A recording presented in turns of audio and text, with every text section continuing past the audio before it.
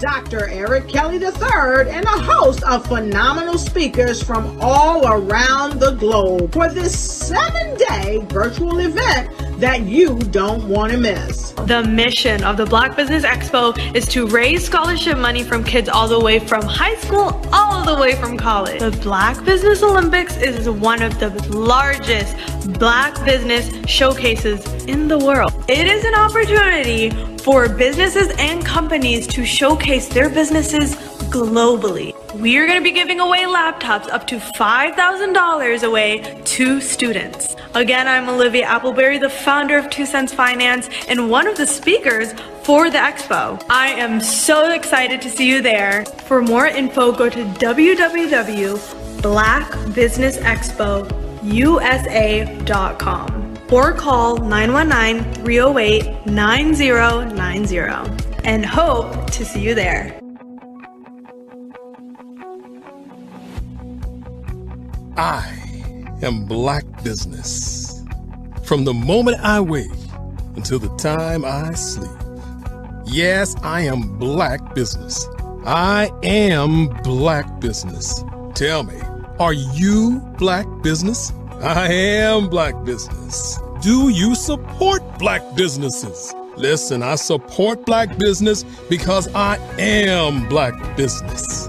Black Business Expo, one of the largest business showcases in the history of Black business in the world.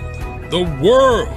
Sign up today at www.blackbusinessexpousa.com or call 919-308-9090.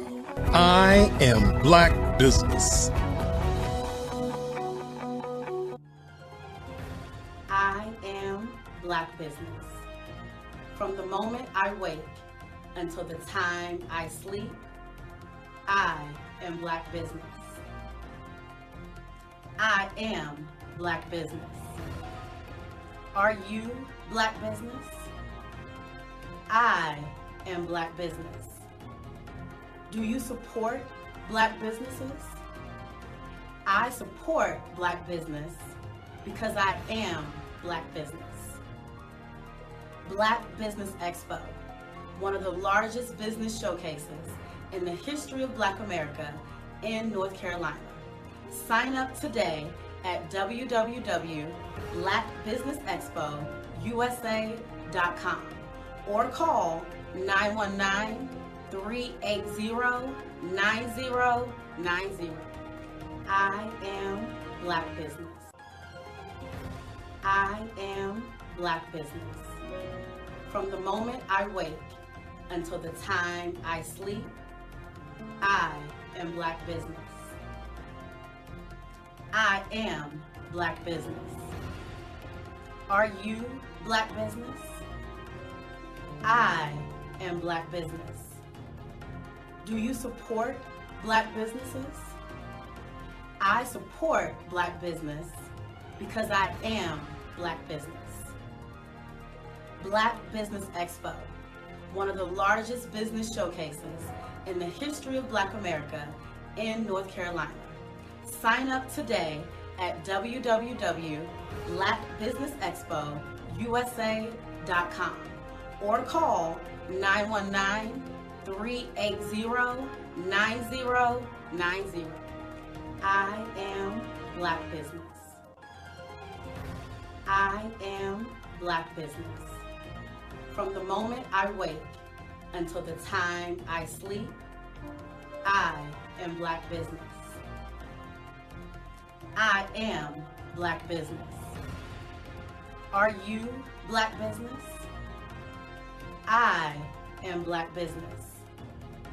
Do you support Black businesses? I support Black business because I am Black business. Black Business Expo, one of the largest business showcases in the history of Black America in North Carolina. Sign up today at www.blackbusinessexpousa.com or call 919-380-9090. I am Black business. I am Black business.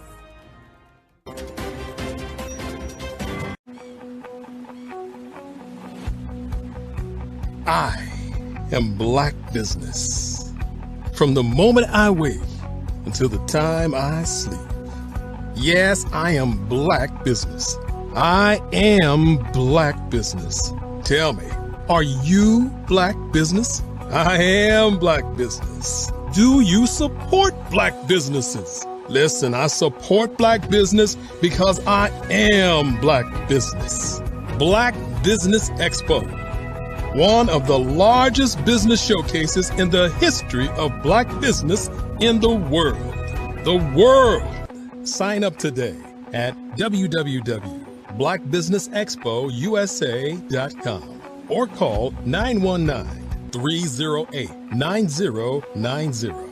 I am Black business.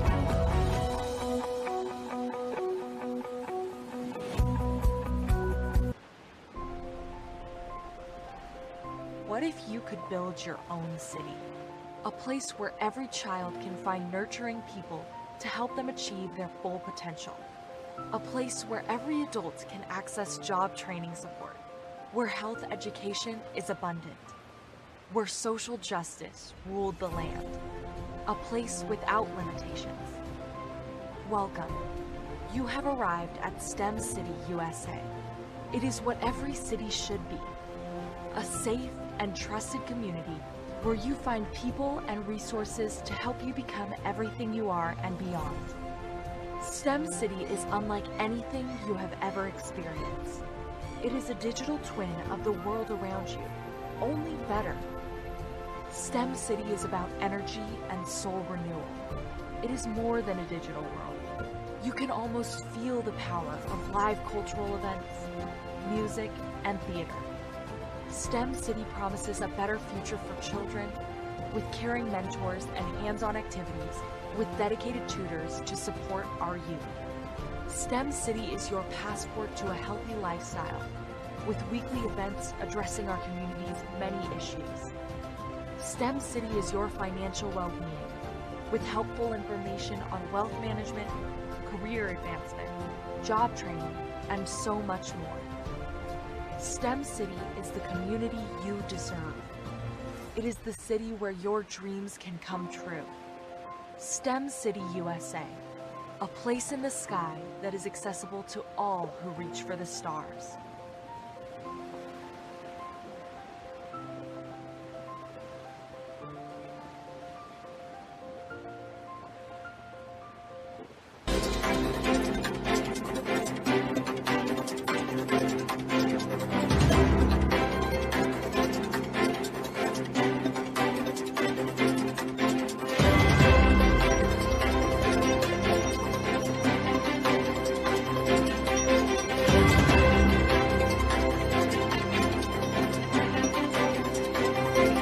Are you a forward-thinking entrepreneur or business owner?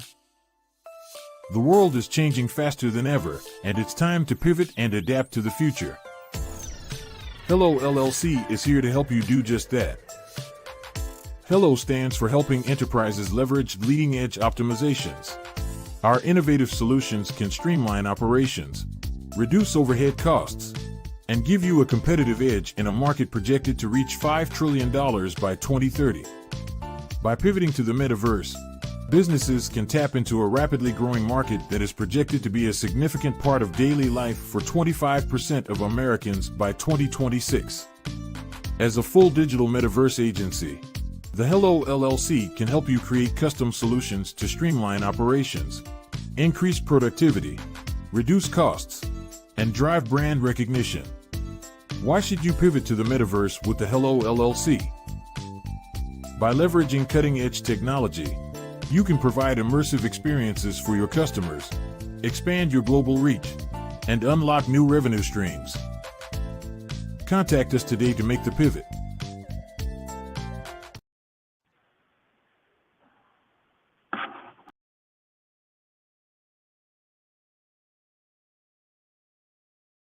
Hello, ladies and gentlemen. Allow me to introduce myself. My name is Tara Bush, and I am the co-founder and COO of the Hello LLC, where our mantra is helping everyone live life optimally. And more importantly, helping entrepreneurs leverage leading-edge optimizations. We help businesses build, brand, automate, and pivot into the future. With over 22 years of corporate C-level experience, I carry a wealth of knowledge and expertise in my professional portfolio. My professional journey has encompassed various facets of business, executive leadership, project management, marketing, systems, space planning, and strategy implementation. I have had the pleasure of partnering with and managing multi-million-dollar projects for the top Fortune 500 companies, prestigious universities, and well-known sports teams around the world, like ExxonMobil, Apple, Samsung, Cisco, HP, Ziegler Cooper, the Houston Astros, the Dallas Cowboys, Bank of America, and Vanderbilt University. What fuels my drive is a passion for innovation and creativity that knows no bounds. I thrive on pushing the boundaries and thinking outside the box to bring fresh, ingenious ideas to the forefront. I turn visions into reality. As a leader, I am a steadfast advocate for integrity and creativity. I am driven by a profound desire to help individuals and businesses create their own return on time investment while leveraging technology. At the Hello LLC, we are more than just a 3D digital marketing agency. We are a community committed to helping, building, and thriving together with integrity. We can either show you, teach you, or do it for you. We believe in the power of innovation to transform the status quo. My fellow professional powerhouses, in the spirit of abundance, I firmly believe that there is enough prosperity in this world for all of us to thrive together. So, I invite you to make the pivot because the future is already here.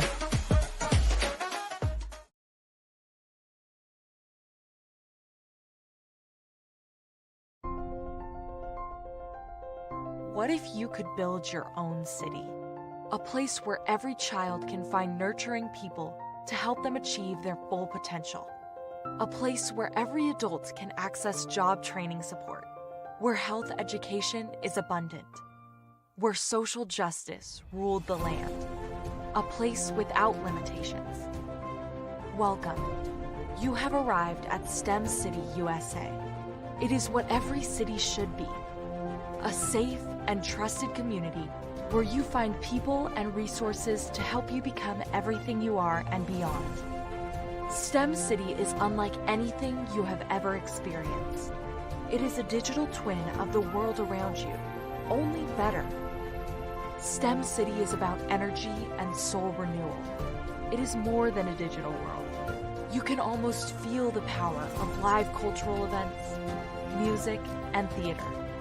STEM City promises a better future for children, with caring mentors and hands-on activities, with dedicated tutors to support our youth. STEM City is your passport to a healthy lifestyle, with weekly events addressing our community's many issues.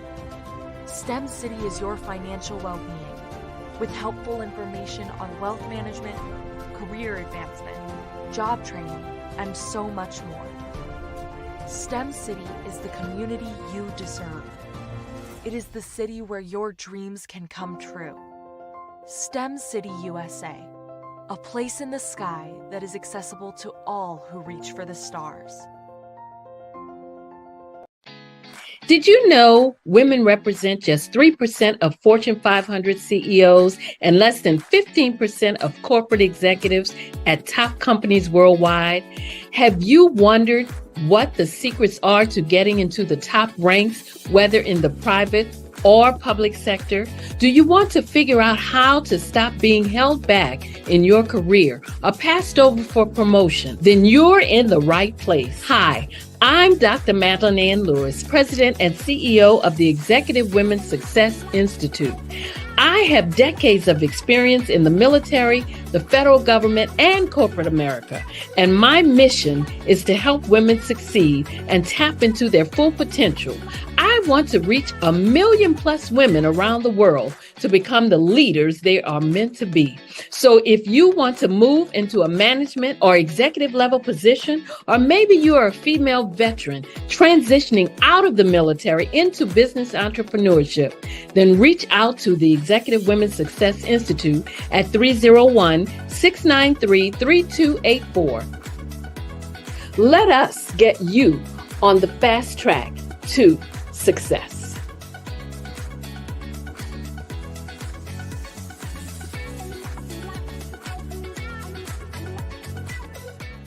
Phenomenal Tanya T. Wise, who is here from the great state of Maryland. Tanya, welcome and thank you for being with us today. Can you indulge our audience a little bit and tell them just a little bit more about who you are and what it is that you do? Well, I love being able to talk to people and have a magnetic attitude, being able to just show them. So I always like to say, level up is Coach at Tanya T. Wise here. So can you tell our audience, just give them a teaser about what your presentation will be about? So my philosophy is that we should all be living our dream life. So tomorrow I'm going to talk about how you start living your dream life. What are some of the things that you thought about in your childhood that you just kind of let go and dormant? Wow. And I want to reignite that and just give you some pointers and some tips, some tools, some strategies to be able to start living your best life now. And guess what, Rhonda? And leave it inheritance for your legacy. Oh my goodness. Okay, I know that's resonating with a lot of people. I've heard that you have a dynamic coaching program. Can you tell us a little bit more about that? Absolutely. So our coaching program help people that have the lack of time, that lack strategies, and lack the confidence to go after their dream life. So we help them implement tools, we help them implement strategies, as well as give them resources so that they can live their best life now and leave that inheritance. Wow. Oh, I love that. I love the leave the inheritance part.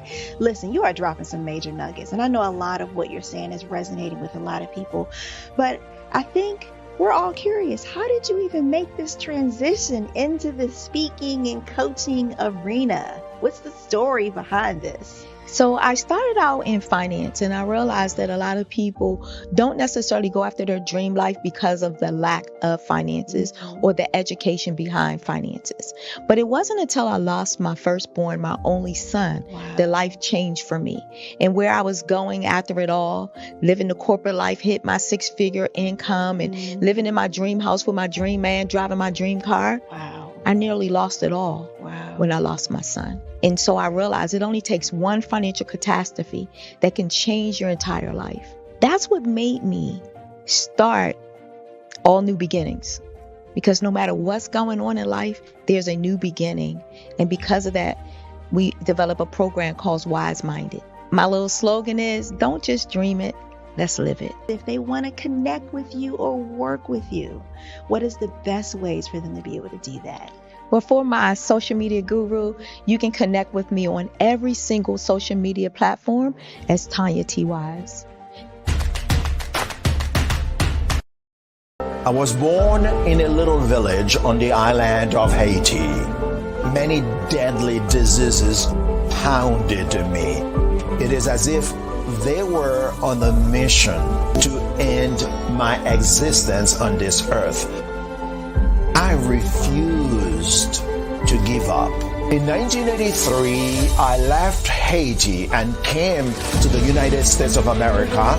And I came with $5, 2 shirts. I didn't speak any English. I came to Atlanta. I got a job. I was a doorman. I was a doorman with a dream. What I used to come on stage. I'd rehearse this moment that I'm standing in front of you. That's the power of a dream. Maybe today is the day you begin acting as if you already have it. And then step out with full force. Take a risk. No condition is permanent. Don't let your situation distract you. You are chosen. You are called. You are born for a purpose in this life. Hello, I am Dr. Eric Kelly III, the visionary strategist and founder of the Black Business Olympics. I invite you to showcase your Black-owned businesses on the Black Business Network global stage. The Black Business Olympics is a global Black Business Network platform that propels Black-owned businesses into the international spotlight. By showcasing your business on the Black Business Olympics platform, you can reach a worldwide audience of potential customers, partners, and investors. You can also establish yourself as a thought leader, an expert in your field, attract lucrative partnerships, and more speaking engagements. In addition, the Black Business Olympics platform provides a valuable opportunity to connect and collaborate with like-minded entrepreneurs and business professionals from around the world. This can lead to new business opportunities, ideas, and relationships. Finally, by sharing your story and expertise on the Black Business Olympics platform, you can inspire and empower others. This is a powerful way to make a positive impact on the world and leave a lasting legacy. If you are a Black-owned business owner, I encourage you to seize the opportunity to showcase your business on the Black Business Olympics platform. It is a once-in-a-lifetime opportunity to make an indelible mark on the world. Be one of the 1,000 visionary entrepreneurs who are changing students' lives, shaping industries, and leaving an unforgettable legacy for their families.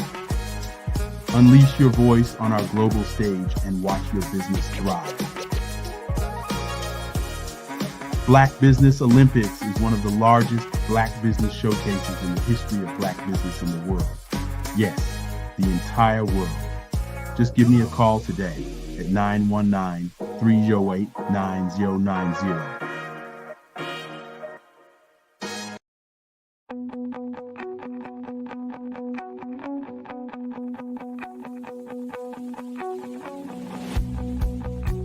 I am Black Business. From the moment I wake until the time I sleep. Yes, I am Black Business.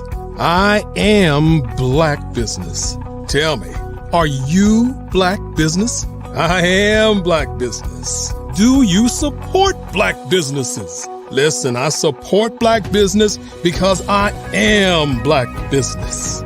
Black Business Expo, one of the largest business showcases in the history of Black business in the world. The world! Sign up today at www.blackbusinessexpousa.com or call 919-308-9090. I am Black Business.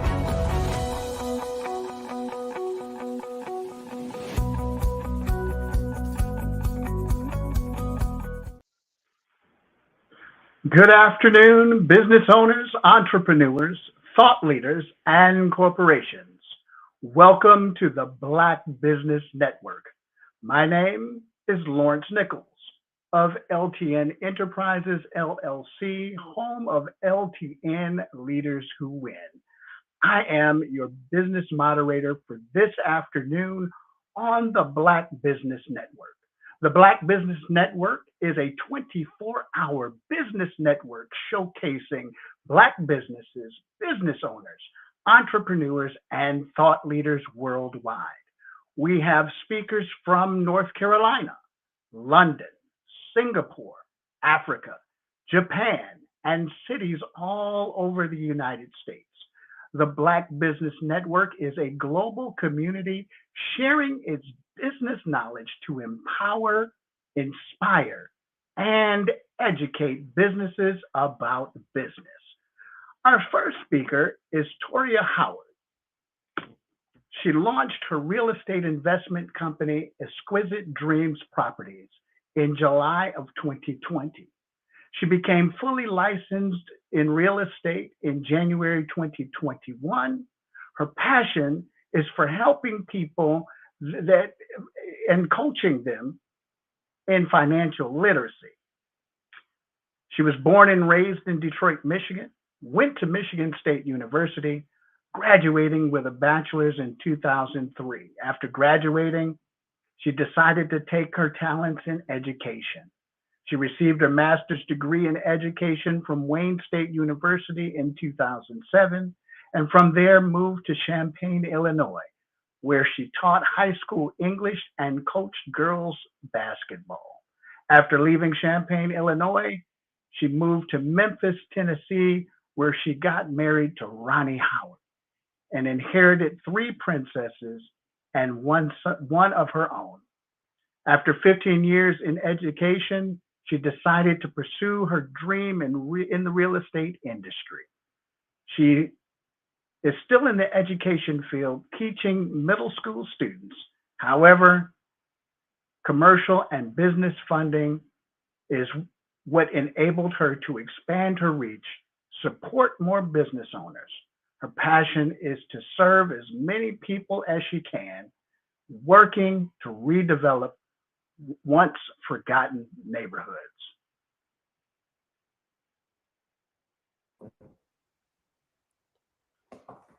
Hello, Toria. Hello, hello. Genius is coming, and I'll see you on the other side. Thank you so much. I appreciate that intro.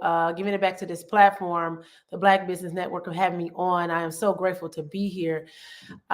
Like you said, you know, it's been a journey for me coming from Detroit, Michigan, where I grew up.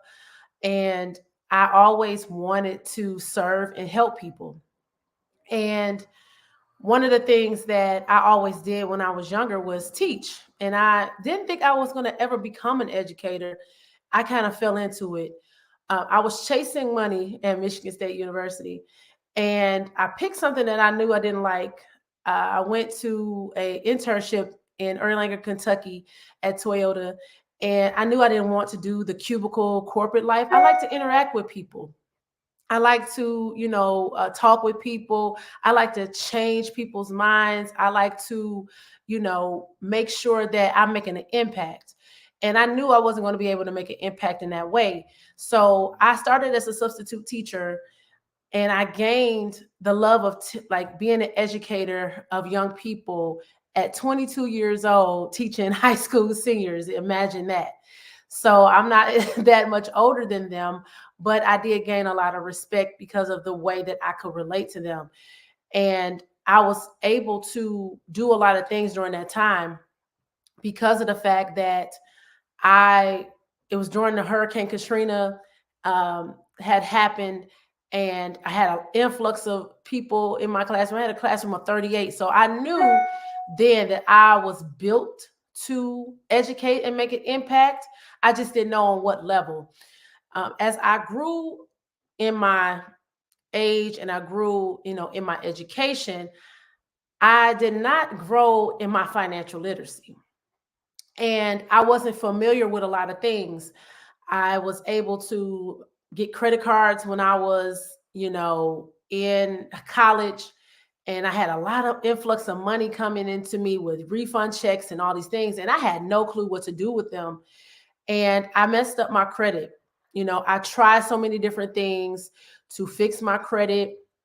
At that time, I did the consolidations. I did it 2 or 3 different times. I had family members help me. And I finally got it together, and I was able to purchase a home in 2010. Now, if I had the financial literacy enough, I would have been able to do way more with that home because I got it at a good price. I bought a 4-bedroom, 2-bathroom home for $150,000. And that is, and it's 2,600 square feet. So at that time, that was a great price, and still is. And now that house is worth like 3 to 4 times more than what that is now. So I didn't have the education enough to really utilize the real estate that I have and realize what I had at that moment. And once again, I went back into old habits, old spending habits, doing the things that I knew was reckless. You had to I'm gonna go back a little bit because my spending habits became reckless because when I was in high school, my parents, they were divorced and they didn't talk to each other. So I was getting money from my mom, I was getting money from my dad, and I had a job. So I was getting so much money as a teenager and I didn't have any expenses at that time. So I was always at the mall, always going out to eat with my friends. And I'm not talking about McDonald's. We're talking about real restaurants like Red Lobster and seafood restaurants, like stuff that you're going to spend $30, $40 a plate. As a teenager, I was doing those things. So I kept up with those same habits throughout my 20s. And once I started paying bills, it started to come back and bite me. And when I bought my house, it started to come back and bite me. And I didn't have the financial literacy enough to use my credit and use my home to further invest. So at this moment, I'm still in education. I'm getting paid more, but my paychecks are getting slimmer because of the fact that I had poor spending habits. I was a spender. That's the type of person I was with my money. I spent everything that I had. I wasn't even living paycheck to paycheck. I got paid that day and I was broke that day. And I knew something had to change. But of course, in the midst of that, I was still doing the same things because nothing had hit me to the point where I needed to change. I had a home, I had a car, so nothing happened. But that one fateful July 2017, when I decided watching HGTV, look, I know it's cliche, right? So I found my passion for real estate by recovering from surgery. And I wanted to take it to a whole nother level. So in 2017, I did a lot of studying. Through 2017 through 2020, I did a lot of studying. I did a lot of educating myself. I read books. I went to seminars. I did all the things. I still had poor spending habits though. And I didn't think that was going to come back to bite me at that moment, because when I was going to these seminars and everything, they were telling me, oh, well, you can use other people's money. You can use this and you can use that. You don't need credit. You don't need money. You can buy real estate, whatever, right? So I had that in my mind. With a 567 credit score, I thought I was going to go out and buy some real estate. Absolutely wrong. So when I started my company, because it was brand new, Exquisite Dreams Properties, I had no clue about being a business owner. I got all the education on the real estate part, but I didn't educate myself on how to operate a business. So I did a lot of things wrong in the beginning. I didn't set my business up right at the beginning. I didn't have my personal finances together. So that piggybacked off of my business finances. So me and my partner at the time, we got a deal where we could buy 3 homes for $100,000 each, $300,000. And the owner, he loved us. He wanted to give it to us. It was our first opportunity, but we had to find financing. And this is where I was put on my back. With that 567 credit score, I went to 11 lenders who said absolutely not. With my credit score, with us being a new business, nobody wanted to finance us. As much as that deal was a good deal. And the last person did say they would finance us. So we thought we were in the clear. We thought we were doing it. And he said, oh, well, you need to come up with 40% of the 300,000. Now, I'm an educator. She was a stay-at-home mom. We didn't have 40% of 300,000. So it disappointed me to the point and to the fact that I couldn't do nothing for myself or my company. That's when it clicked in me to know that I needed to change. I needed to change my mindset and how I thought about money. And it had for me not to get that deal. So I think if I did get that deal and I got a chance, I probably wouldn't have changed my habits, not that quickly. But because I disappointed myself and my company, I decided to do something about it. I became a realtor because a lot of people saw that I was in the real estate industry, but because of the things that I were doing and they know who I was, because I love to educate people. I know how to take knowledge, disseminate it, destroy it, okay, and spit it back out to people so they can relate and they can understand it. So a lot of people wanted me to help them to buy a home. So I ended up getting my real estate license, which I wanted to know that side of the business anyway, so I can broker my own deals and know that side in the first place. And that right there in itself showed me how many people were just like me, who had a poor sense of education when it came to financial literacy, who didn't know what to do, didn't know where to go, couldn't really trust a lot of people because they had been scammed. I had been scammed as well. So I understood. So I decided to be a beacon of light for these individuals. And that's when I started on my financial literacy journey to help myself, but also to help others. I partnered with a company called United Wealth Education, and they helped me to not only fix my credit, but it helped me to help others as well. Like I said, I had a 567 credit score. Now, why did I have a 567 credit score? I told you one reason. The one reason was because I had poor spending habits. But two, I had 3 bankruptcies. Not one, not 2, but 3. And if you don't know what a bankruptcy is, it's basically you consolidate all of your bad debt and you go to court and they basically dismiss it for you, but it leaves a stain on your credit report that can help hold your credit down significantly. And I had 3 of them. So, all of that just made me have a urge and a passion to help myself and also help others, because I kept getting people who wanted so badly to buy a home, who wanted so badly to, achieve, that dream of home ownership, and they just didn't know where to go. So I dived into it. I started educating myself on financial literacy. I started attaching myself with mentors. I still have mentors to this day, have been doing this for 30 years, real estate and credit together. I have a plethora of knowledge from people who have been doing it. And I've also read books. I do YouTube videos. I, basically learn from my own mistakes. And I started teaching people and educating people on how to be more financially literate and how to acquire real estate in the same way. So I started with the mindset, because everything starts with your mindset. It doesn't matter what it is. If you want to be in the real estate industry, if you want to be an entrepreneur, if you want to be a doctor, a lawyer, a nurse, electrician, a welder, whatever it is, it starts with the mindset. And your mindset has to be set on a particular goal. And once that particular goal is set, you have to have discipline. And that's one of the things that I was lacking, discipline. I know discipline is like, oh my God, like a terrible word. Like it feels like you're getting beat, right?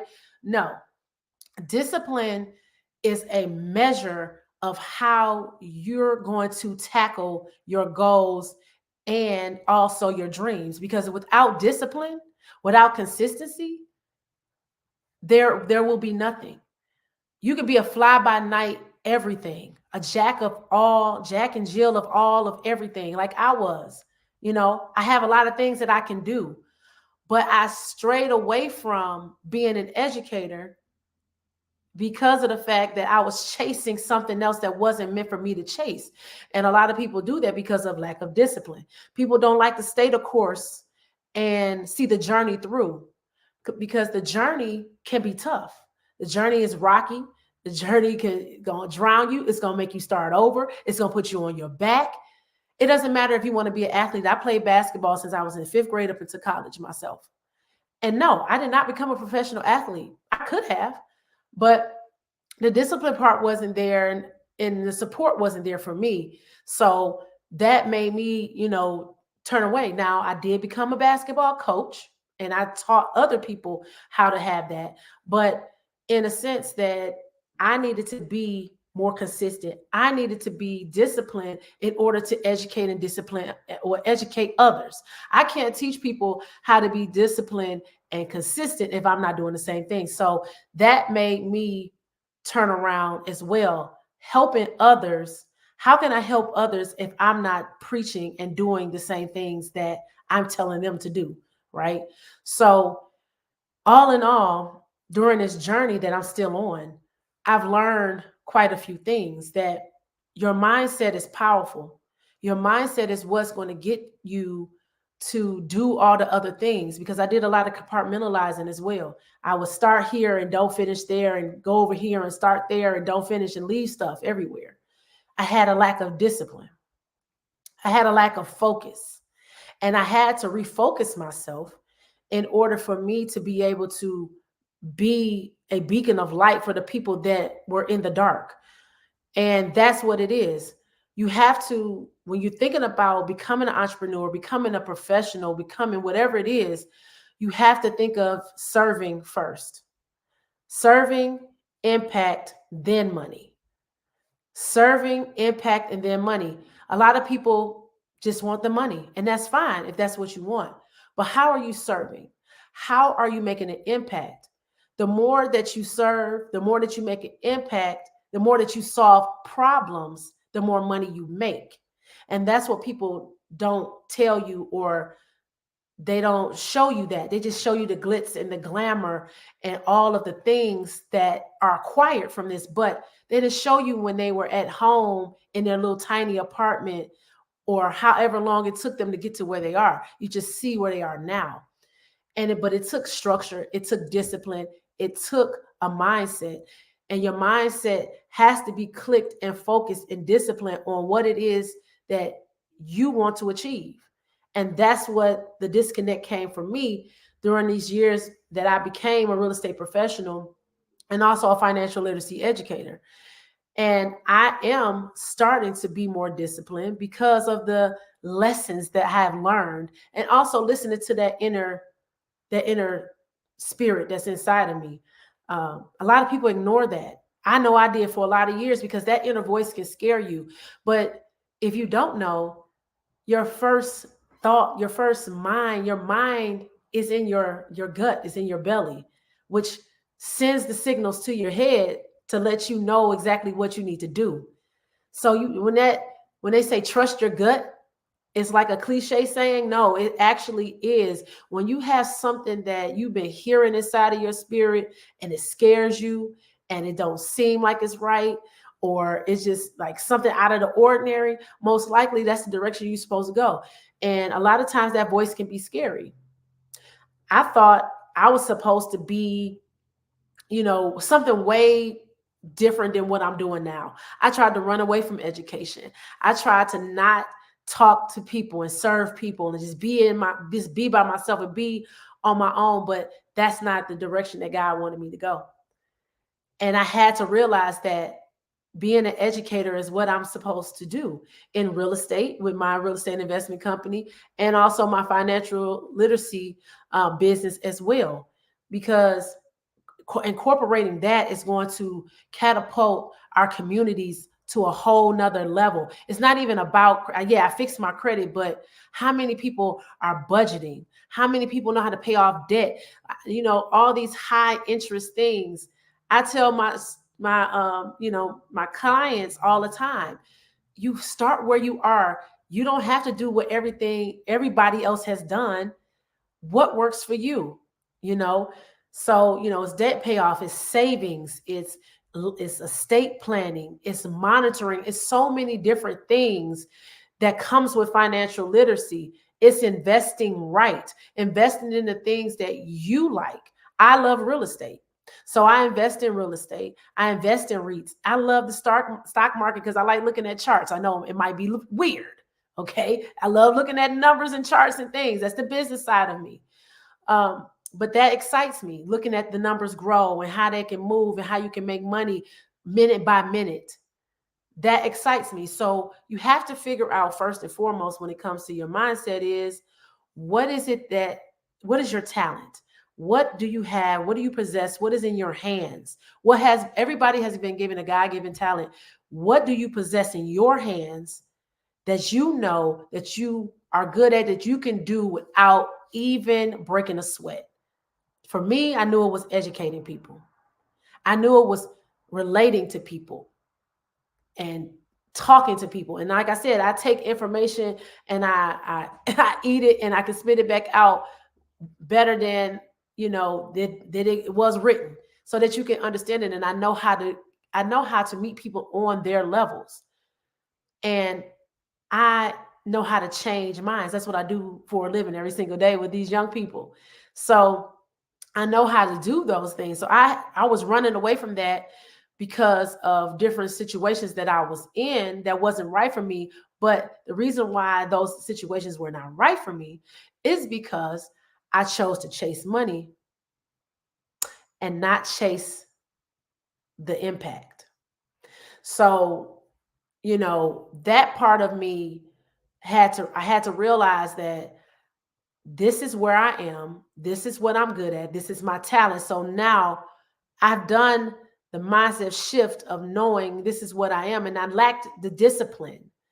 That was another thing that was hammered in my spirit. You're not disciplined, Toria. You're not disciplined. You're not disciplined. You're not following directions. You're not disciplined. Right? So coupled with that, I did some self-reflection, and then I was able to sit down and refresh my business because I had to start over again because I wasn't ready. I hit the ground running without being ready, head down, head first, not asking, the right questions, not doing the right things. And I had to start over twice. Okay. So it wasn't that it came to me all at once and I had all these things together, and there's nothing wrong with not having it all together. Perfectionism is a way for you to use an excuse as why you're not doing something. And that was another thing that was for me. I was trying to just be perfect all the time, perfect, show up perfect. And you're not going to show up perfect all the time. You're not going to be able to, do everything perfect. You just have to do it.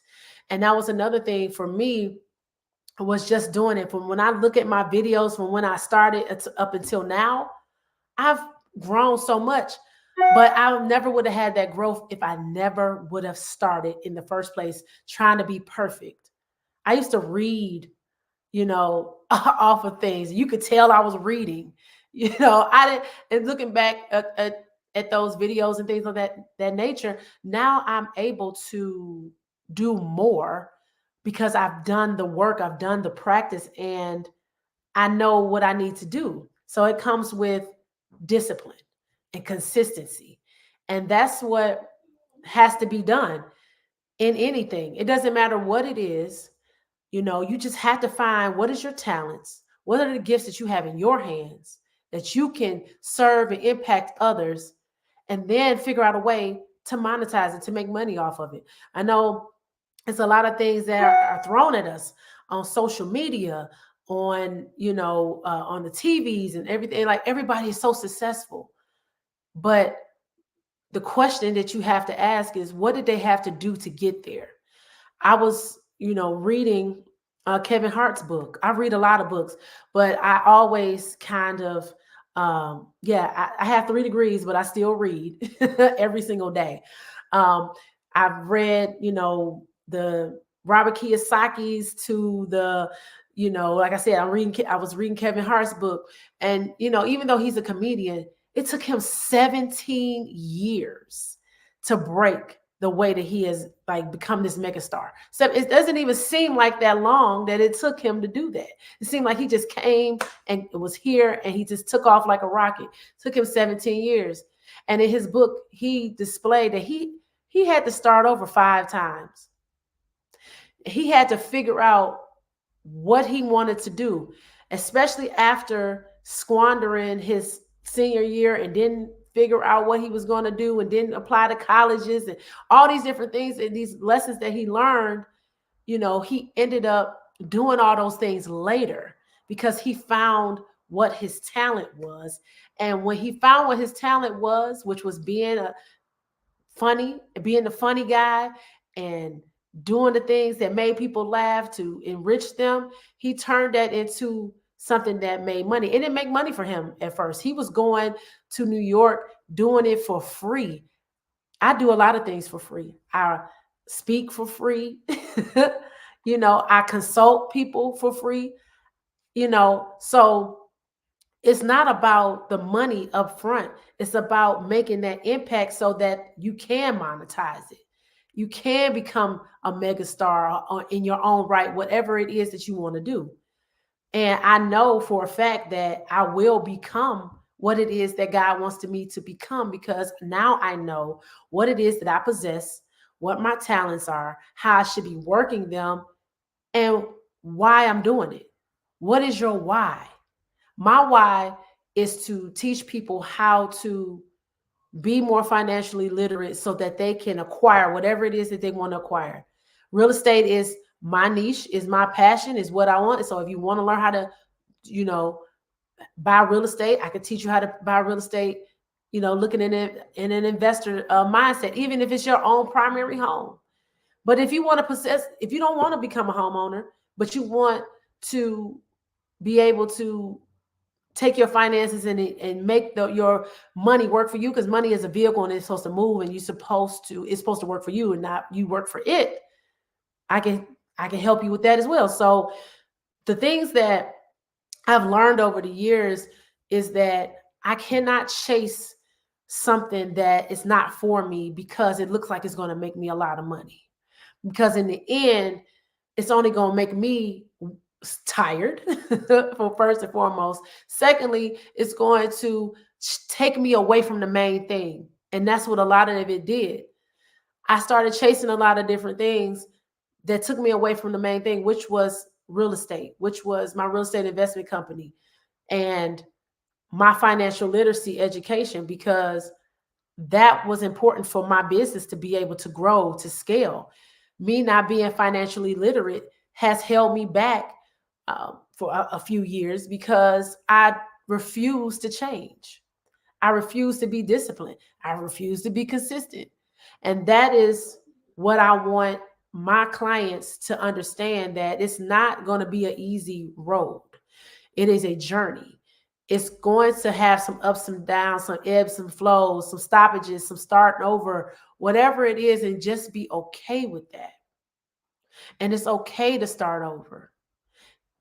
But understand that you get to the point where you know you have to do something different, but don't wait until the point where I had to embarrass myself. It seems like I can say I embarrassed myself now, but it was more or less, I felt bad for my company, that I could not do nothing for my company. I couldn't do nothing for myself.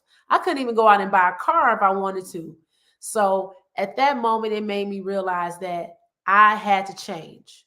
So, that discipline, that consistency has done wonders for me, and I'm going to keep on charging with that.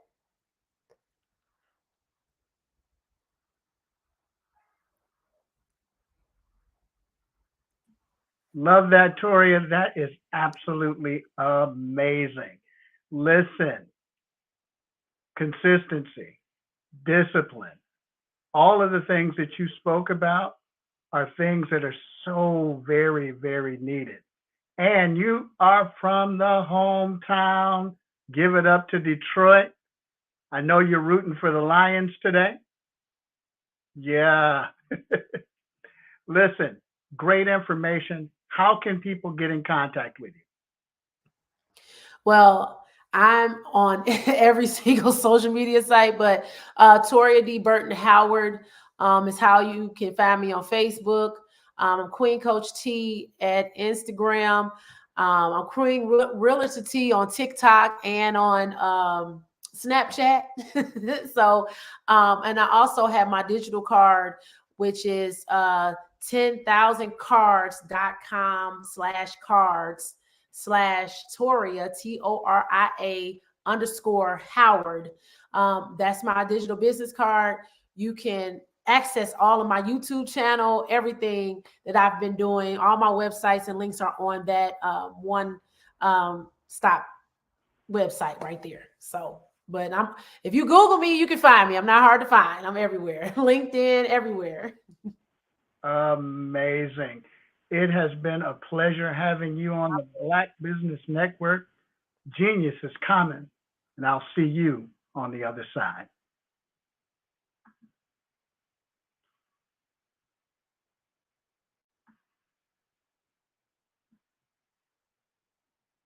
The Black Business Expo's mission is to raise funds for high school seniors going to college or K through 12 entrepreneurs. This expo is a fundraiser for students. You may go to www.blackbusinessexpousa.com to donate to the scholarship fund, or use the Cash App that's on the screen below at hashtag BBXUSA. Our goal is to give laptops and up to $5,000 to 10 students. Students can register online at www.blackbusinessexpousa.com. Every dollar counts, so we want to remind you to donate to the scholarship fund. We want to thank our Black Business Expo USA sponsors for December 2023.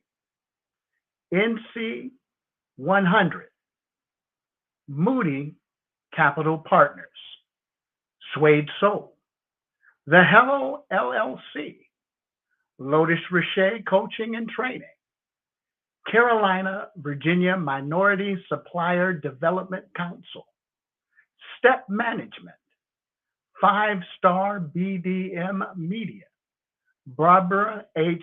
Smith LLC, Margie McLean Foundation Incorporated, Genius is Common, Earth Essentials, Milani Shani Global, Executive Women's Success Institute, The Quality Coaching Company, Superwoman Business Services, Creative Force Studios, Lee Entertainment, Artistic App Design, Black Business Expo USA. Genius is Common, and I'll see you on the other side.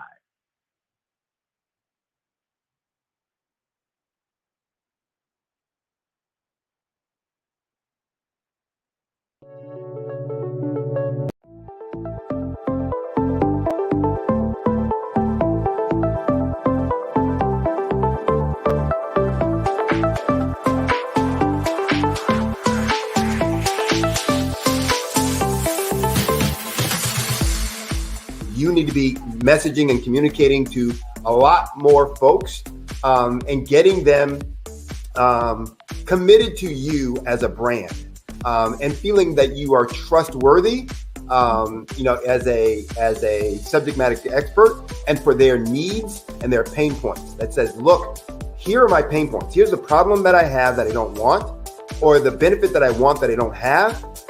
And Grant and Sydney understand that and are giving me information to be able to assist, in my eliminating those pain points.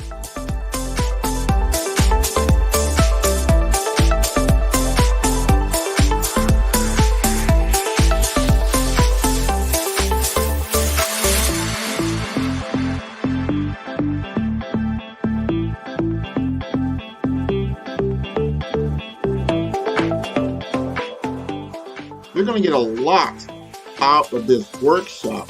We're going to show you ways that you can begin to look at this particular problem, that you can apply different formulas, techniques, and skills. They're going to get you to that next level. And then you'll understand the value that we're bringing.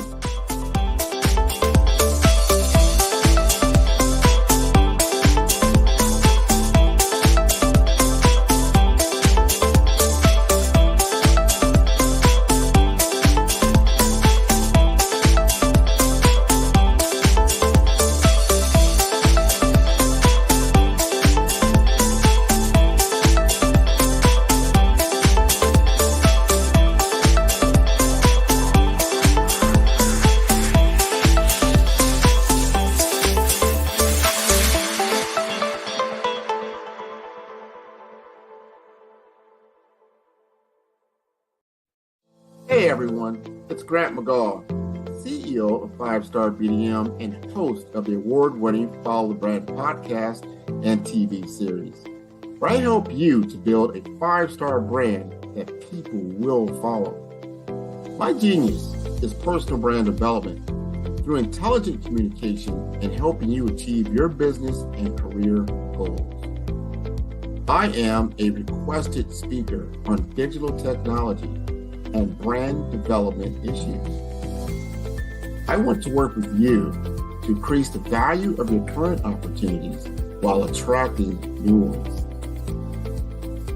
Every one of you is unique, and we all share challenges that can be addressed through smart branding.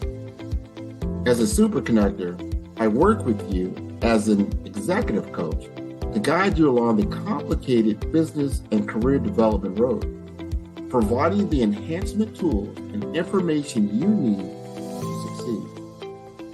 Together, I will help you succeed in today's challenging business climate. I will evaluate and measure your progress. Best of all, I am right alongside you every step of the way. Build the brand called you. Genius is coming. Artist to me is a creative expression of something from nothing. You know, it explodes onto the canvas, or it explodes on in my work. One of the things that I try to do more than anything.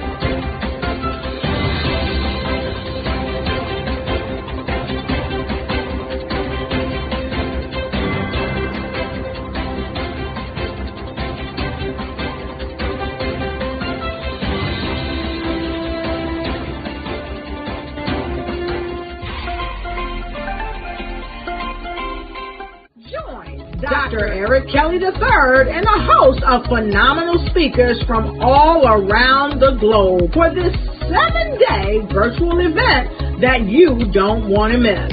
The mission of the Black Business Expo is to raise scholarship money from kids all the way from high school, all the way from college. The Black Business Olympics is one of the largest Black business showcases in the world. It is an opportunity for businesses and companies to showcase their businesses globally. We are going to be giving away laptops up to $5,000 away to students. Again, I'm Olivia Appleberry, the founder of 2 Cents Finance and one of the speakers for the expo. I am so excited to see you there. For more info, go to www.blackbusinessexpousa.com or call 919-308-9090 and hope to see you there. Artist to me is a creative expression of something from nothing. You know, it explodes onto the canvas, or it explodes on in my work. One of the things that I try to do more than anything is I try to just give the lines and the movements and emotions and expressions into what I do. Art really means to me a chance to express how I feel deep down inside. Most of my art begins as a thought that I might have, you know, whether it's sports, whether it's history, whether it's a woman or a man. It pretty much starts as an idea of thought before I get into the actual image of what I'm going to draw. I do a lot of historical pieces. I was a history minor in college, and I love to do history pieces.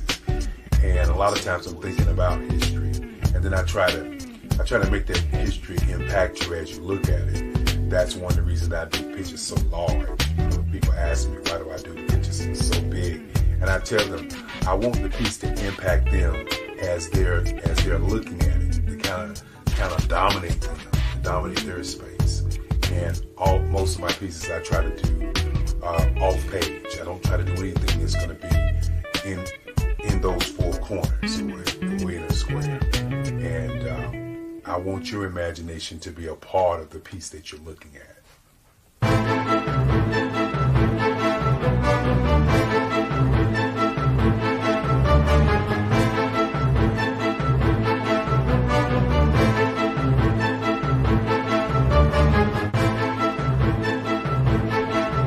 The way I feel when I'm drawing, when I'm creating something, is I feel free.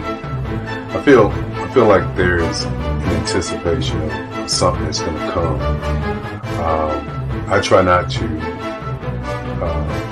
draw first. I try to draw second. And what I mean by that is I try to allow myself to kind of get into the piece and just relax. Sometimes I miss time. I'll draw 2, 3 hours, sometimes 4 hours. And while I'm drawing, it's just a free. I just feel free. I mean, I feel like time stands still.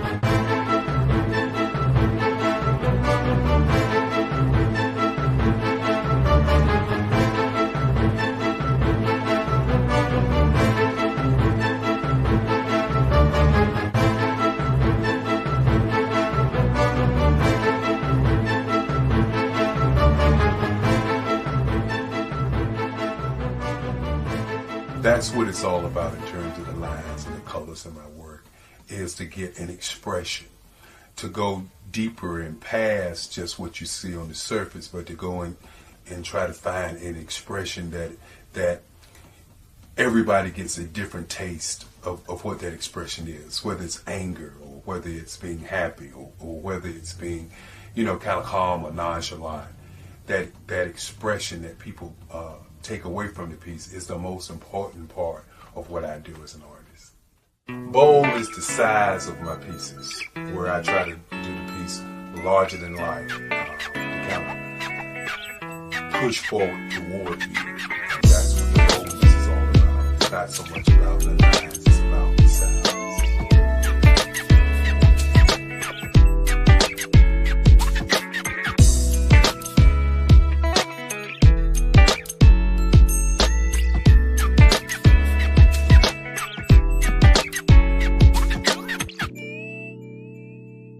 The Face of Change art show is inspired by my mother, but more importantly, it's a historical moment in time as the pieces depict different emotions and expressions of Barack Obama. The 44th president is indicative of the 44 pieces of art that I have done in this particular collection. When you begin to think about expressions and portraits, this is a portrait gallery of expressions of what transpired as Barack Obama ran for office. Some of the pictures are abstract and some are expressionistic. And I combine both of those forms of art to create this collection of art pieces.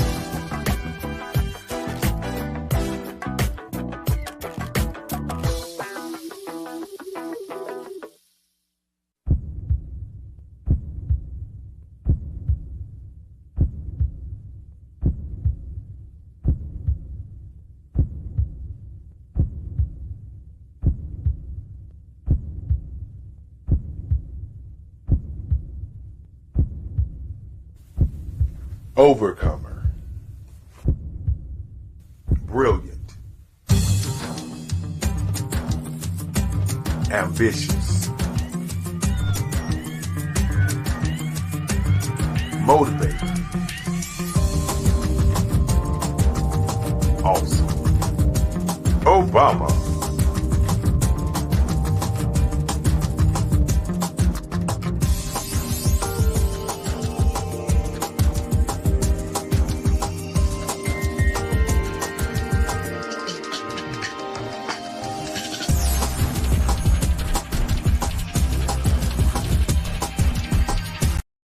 I am from Washington, D.C., but I was raised in Durham, North Carolina. I came to Durham when I was about 5 or 6, and then I traveled back and forth to D.C. because it's where my people are from. One of the unique things about my family is my mother, she's also an artist. She does quilting, and she does a lot of artistic things, and then my son, he draws with both hands, his right hand and his left hand like I do. So that's kind of a family trait. And then my other son, he's a videographer, and my daughter, she works, she's a regional vice president for Sunglass Lab. When you start out drawing and sketching, you want to continue to explore, you know, each avenue. I do pastels, I do pen and ink, I do painting, I do acrylics. I haven't done oils yet, but I try to do all facets of art. What I say to a lot of times to people is, you know, you can't put yourself in a box when you're an artist. You have to explore. And over the course of my life, I've tried to explore different mediums. I also do sculpture as well. I choose my subjects by the intensity that they have in their faces, or the intensity that somebody is moving, because I do more than portrait drawings. I also do I do abstract, and then I do figurative drawing also. Well, what happened in this particular show is that I started out trying to come up with something that would be a little bit different than what everybody else is doing. So I was working on a Barack Obama show, and they wanted me to do some paintings of Barack. And so what I did was, because of the deadlines, I kind of did it kind of fast. And then I realized when I was doing it fast, I enjoyed it. And so then I started doing other pieces the same way, and I started to enjoy those pieces also. And so I came up with this particular style. And it's a style of lines and colors. And what's interesting is that when I was in college, I did a show called Lines, Colors, and I talked about the boldness of the blacks, the hotness of the whites, and this is how this has come about, you know, later on in my life. And the colors comes from a lot of the entertainers that I work with, where they wear different colors. They don't wear, you know, your plain reds or your whites. They wear different colors, and so that's also another piece of what's giving me the colors. The subtitle of this show is Faces That Speak Life. That's real critical. Faces that speak life. Each one of these pieces is a life source and a life energy that's being put on display for people that are looking at it. You know, I always say in terms of my art, it's not important that I draw them. It's important what you get out of what I draw. You know, I don't try to just draw it because you like it. People wanted me to do prints. I didn't do prints. You know, people asked me to do different people, but the people that I choose are people that make a difference in the lives of people in the world. So the human landscape idea was, again, as I say, the lines represent your emotions, it represents your ideas, and it represents your journey as a human being. And that's why you get the different pieces and the different looks. And as you notice, I try not to do one look that looks alike another look. And that's what's the most important part of this show.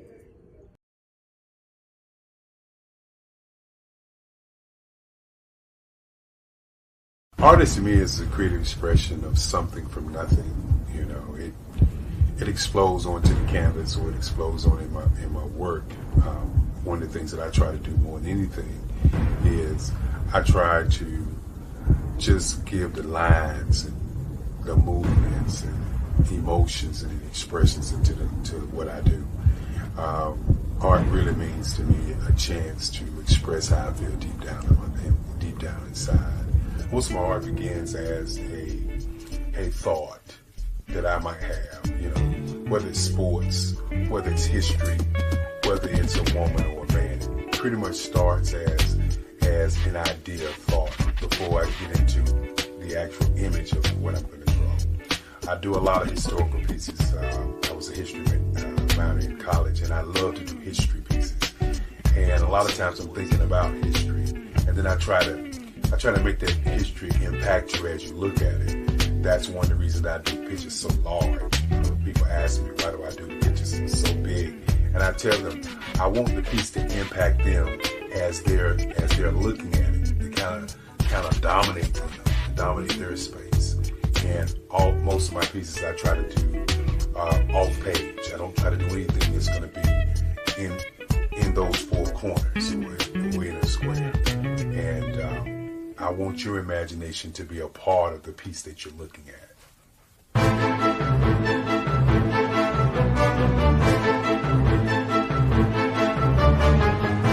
Over the past few years, we've seen the growth of existing and new initiatives focused on financial inclusion, building global networks, and reducing the wealth gap in response to the idea there's not enough seats at the table. Whether their outcomes are to increase the representation of Black executives on corporate boards, ensure an inclusive global economy, or to create new U.S. African commercial pathways, the strategies are often carried out by separate programs. The question is, should they be? With the continent of Africa being home to more than half of the world's fastest growing economies, the youngest workforce, over 400 companies generating more than $1 billion annually, 700 generating more than $500 million annually that are poised for growth, and being the destination of nearly $5 billion in venture capital in 2021. Diversifying U.S. and Africa commercial engagement by building bridges between African businesses and their U.S. diaspora should begin being seen as mutually beneficial. From helping to reduce Africa's enormous capital gap to catalyzing two-way trade opportunities, the COVID-19 global pandemic hopefully has taught us that global challenges and opportunities are more interconnected than we thought. During the pandemic, African companies like Unicorn Flutterwave, insurance provider Reliance Health, ride-hailing app Yasir, and 54Gene, the continent's first bank of DNA on people of African descent, proved that when African companies have access to networks, capital, and information, they grow big, grow fast, and create solutions that are valuable to the world. This is why Be Direct was created. We are the first U.S.-based but African-centric board preparedness and board search company designed to connect U.S. Black talent and corporations to African businesses. Unique and fundamental to Be Direct's success is our process of helping board candidates adapt their experience and networks to an African context before they're connected to high-growth companies that are looking to locally and globally scale. From our focus groups with African business execs and government leaders, we don't ignore the sentiment that business is easy, but people are hard. Having a pool of board candidates with hard-to-access networks and extensive experience across the business life cycle, including successfully raising capital, is table stakes for an initiative like this. So yes, we have that. But corporate or entrepreneurial success in the U.S. does not guarantee success in Africa. Developed alongside industry partners on the continent, our training program, Be Direct Prep, is designed to transpose their experience to create cultural comfort, understanding, and a commitment to helping businesses in Africa scale. Our board governance sessions are African, continental, and country-specific, integrated with cultural awareness and dexterity training, masterclasses led by African industry execs, and mentoring coaching from African continental-based facilitators. But even more unique to Be Direct Prep, we cap off our training program with an immersion trip to help candidates that have not been to Africa before see and feel Africa's complexity and opportunity from African soil. We all know traditional network-based board placement has historically left a lot of us out of ever really being in the paid board pipeline. Our strategy supports the work of many great organizations that are successfully filling seats at U.S. board tables by creating more tables for those that are still left on the sideline. It's time to start seeing the role and value of U.S. Black talent and businesses on the continent of Africa differently. Old perceptions and habits limit economic inclusion. Let's transition Black talent and the African businesses they will support from the periphery of the global economy to its core. Living in a global lockdown, we all know now how fast local and global economies can change, and see the value of having businesses that hire, strengthen local value chains, and even grow globally. Status quo in any form holds back progress. We must democratize U.S.-Africa commercial engagement by socially and economically connecting cultures that have long been disconnected. It's time for Africa's U.S. diaspora to redefine their global value by helping African businesses scale continentally and globally. You are in the right place at the right time. The Black Business Network opens again for its Black Business Olympics, a 24/7 broadcast on business, strategies, global branding, social media marketing, finance, advertisement, and much, much more. Featuring the top, most powerful entrepreneurs and speakers and thought leaders from all around the world as they gather together for this phenomenal event.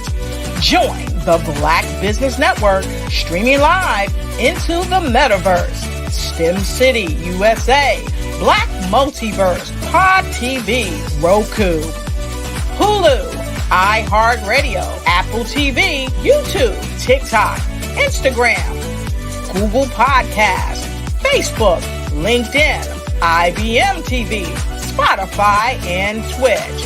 Tune in today and be a part of this amazing movement. The Black Business Olympics welcomes you.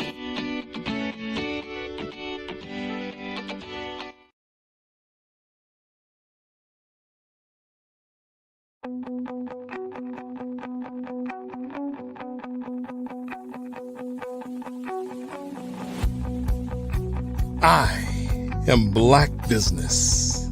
From the moment I wake until the time I sleep. Yes, I am Black Business. I am Black Business. Tell me, are you Black Business? I am Black Business. Do you support Black businesses? Listen, I support Black business because I am Black Business. Black Business Expo, one of the largest business showcases in the history of Black business in the world. The world! Sign up today at www.blackbusinessexpousa.com or call 919-308-9090. I am Black Business.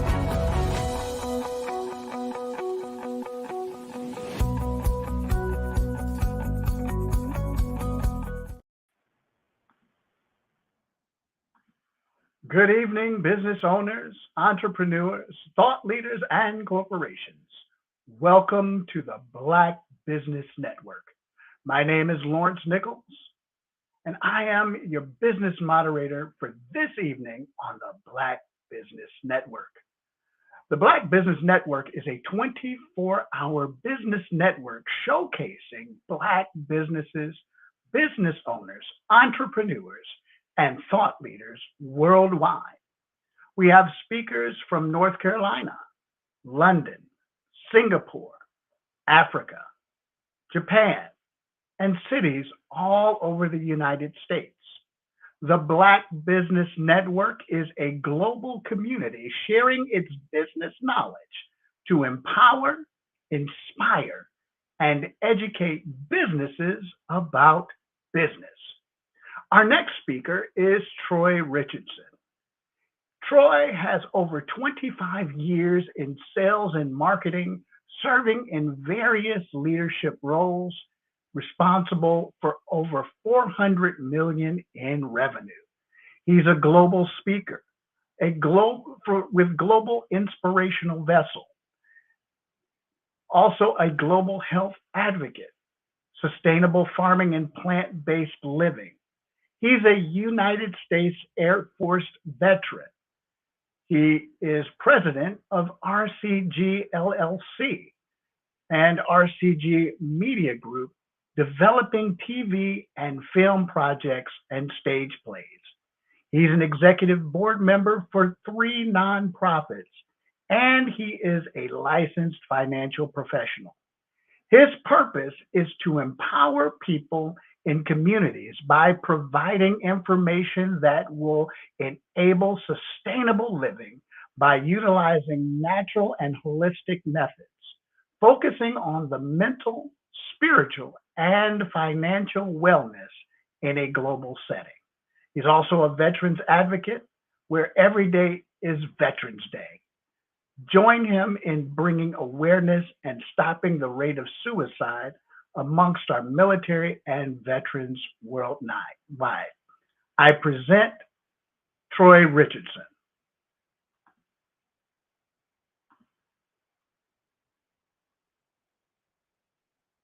Good evening, Troy. Got you on mute.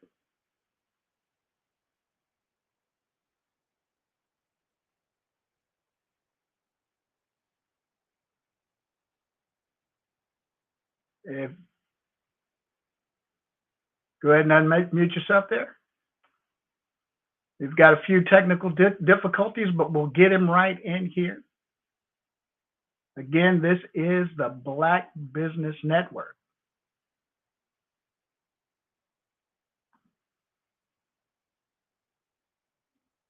And we want to welcome you here again as we work through this.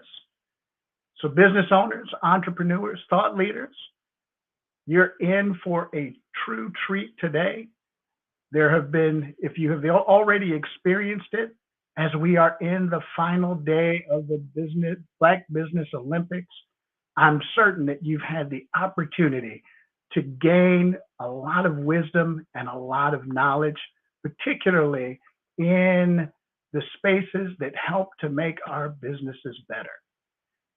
If you have not tuned in, I encourage you to make sure you go back and observe all of those that have already poured out tons of wisdom. Hey, Troy, it looks like we've got you back. Few technical difficulties. Are we good to go? You sound great, Troy. Genius is coming, and I'll see you on the other side. Are we good to go?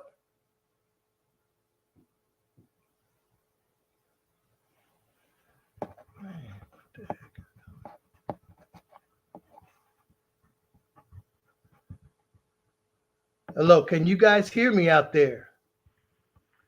Hey, Troy, we've got you. You're loud and clear. Okay, just wanted to make sure.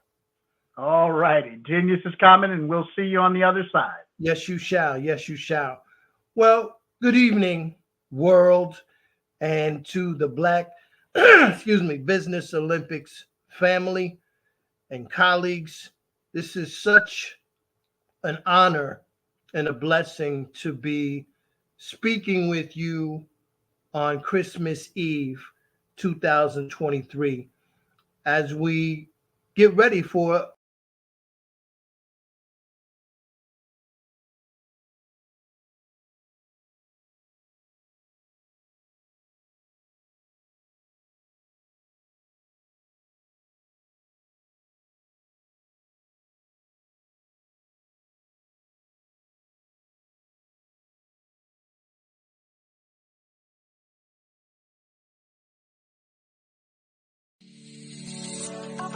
Did you know that our black dollar only lasts for 6 hours in our community? Yet other communities, their dollars last for 19 to 30 days. The Black Wall Street Nation. Black Wall Street Nation. Yes, that's why we created the Black Wall Street Nation. Black Wall Street Nation is a centralized directory available to all black businesses across the world. It was created for businesses like you, the ones that want to start and the ones who have a dream that have already started, such as businesses like Drop in a Bucket Productions, Valito Foods, Sugar Tea Branding Firm, All the Dazzle, Bun Cakeaholic, Miss Riot, and you. We'll have marketing, seminars, and some funding coming soon just for you. So, we want you to come and join us. www.blackwallstreetnation.com. See you there.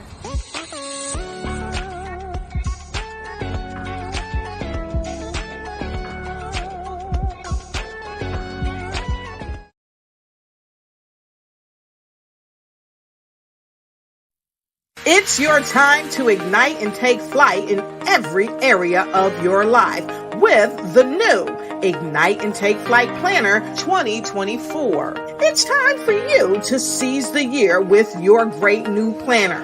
You see, this planner is designed for every entrepreneur to pursue strategic planning that cultivates. Hey there, Troy. All right. Again, such an honor, such a privilege to be here with the Black Business Olympic family, and just a true blessing.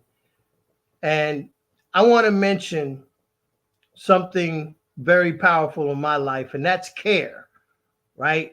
They say people don't care how much you know until they know how much you care. And for me, care means the collaborations, the acceleration, the revelation, and the elevation of your mindset, of your relationships, of your businesses. It's all going to get down with the collaborations, the relationships, the bonds, the partnerships, the mentors, the people that you surround yourself are the things that are going to make you successful. Now, you heard at the beginning, over 25 years, sales, marketing, business development for various organizations, from government to corporate to nonprofit. I've been able to go into a few different spaces and use my skill set, which is relationship building, building connections at the right levels, at the right layers, that have turned into over $400 million in revenue, not for RCG, but for other companies. And that's one of the things that triggered me going into business myself in 2016, as I was pondering my future. And I just took a look back at what I had done for several companies. And at that time, it was over $300 million that I had produced in revenue. And I was making good six figures, don't get me wrong, but I wasn't making that CEO type of money that I was bringing in for these other CEOs, right? And other executives. So I put my head together and I just said, well, listen, Troy, if you could do it for these folks with all the relationships that you built over the years, there's no doubt that you could do it on your own. So I set out and I talked to some of my mentors, my leaders in my life, and came up with a strategy. And we released it in 2016 in consulting, talking with companies about how to increase their sales revenue through relationship building. What's going to set you apart from others, right? And I always tell people, there's only one you, right? Don't try to manufacture another version of someone else that you might like the way that they've been successful. You might like their presentation. You might like the way they say certain words, and that's fine. That's a motivating thing for you. It's inspiring, but at the same time, you've got to be you. You've got to use everything that you were born with, those characteristics that set you apart as a little baby, right? As a child, a youth growing up, right? There were certain things that you did differently than others, and it's the same thing to this day. There are just certain things that somebody's going to do a little bit differently than you, right? They're going to say it a little bit differently than you, but it all comes down to communication, right? Expressing what you're trying to get across to someone. And sometimes you just have to tell them. You just have to tell them, Mr. Purchaser, listen, we want your business. And this is the reason why you should give us an opportunity for your business. And you just lay it out. You just lay it out plain and simple. Don't try to dress it up too fancy. Maybe sometimes dress it up. Those nice presentations, they are effective. But at the end of the day, it's all going to come down to you. And if they are trusting in what you're telling them, and if it's credible, right? But it all comes from relationships. I used to work on large government contracts where it took a team to win those contracts. And then after you win it, you have to have program managers that keep up to date on policy changes, regulation changes. It takes an entire village when you're working on, let's just say, an $800 million NASA contract, right? It's so many people involved that you just cannot do that alone. And sometimes our egos get involved, right? I'm the CEO, I'm the president of the company. Listen, man, when I first started out, I didn't have nothing but a LLC certificate. I didn't even have the website at that point, and a business card, right? So I'm the CEO, I'm the president, right? But I'm not walking around like I just conquered the world. I am small in the world of business. And you have to realize who you are and where you are.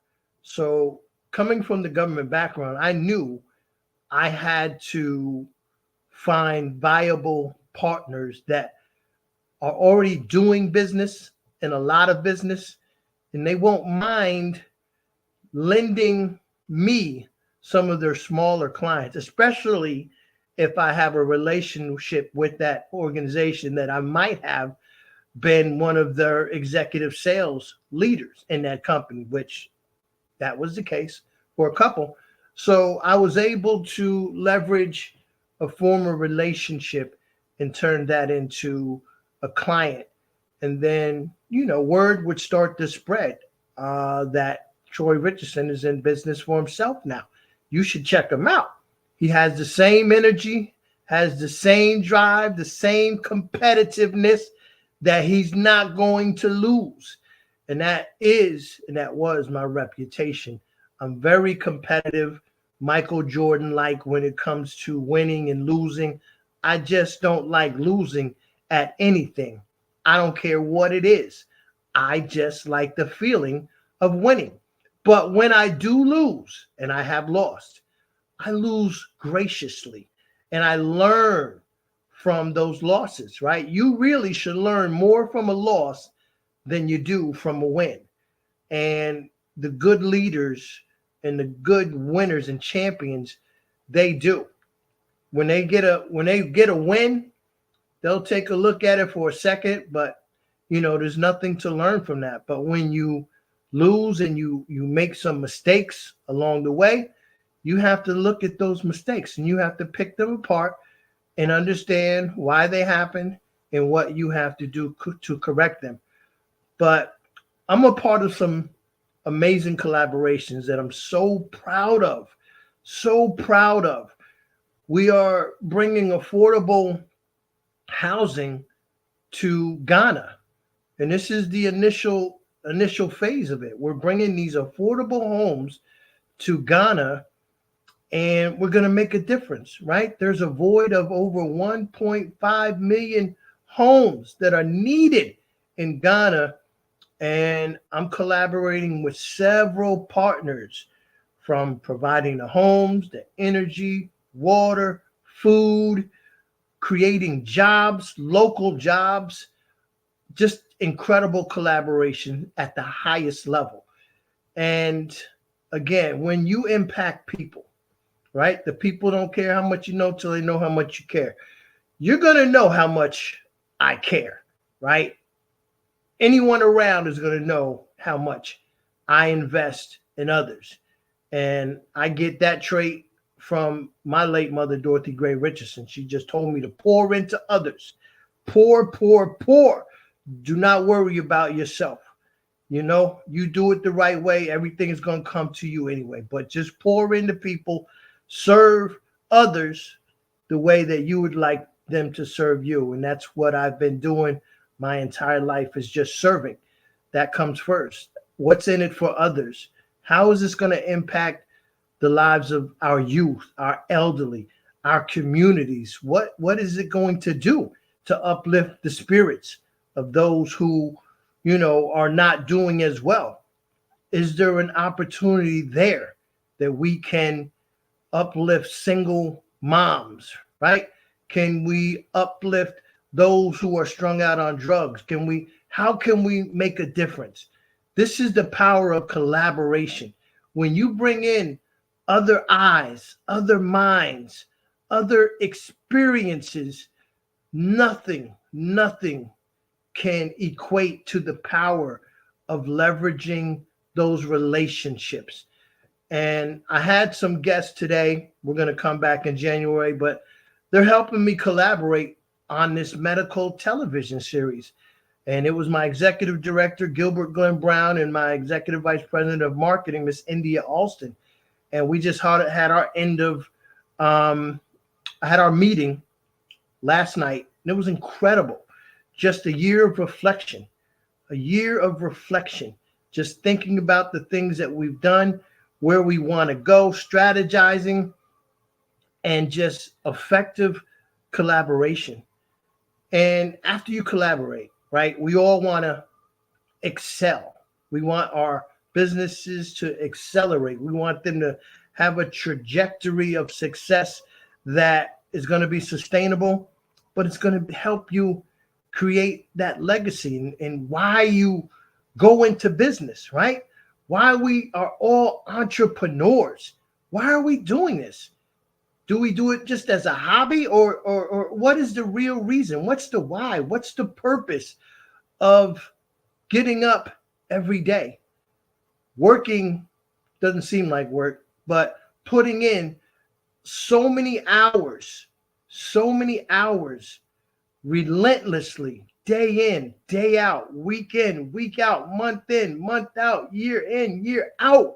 We put in so much time. Why do we do it? And I think most of us will say that we want to help others.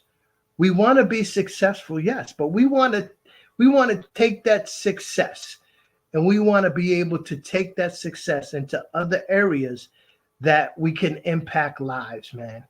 And when you could be successful and at the same time impact lives with your business, that's just, that's extra cherries on top, so to speak. But the acceleration is going to come from knowledge, right?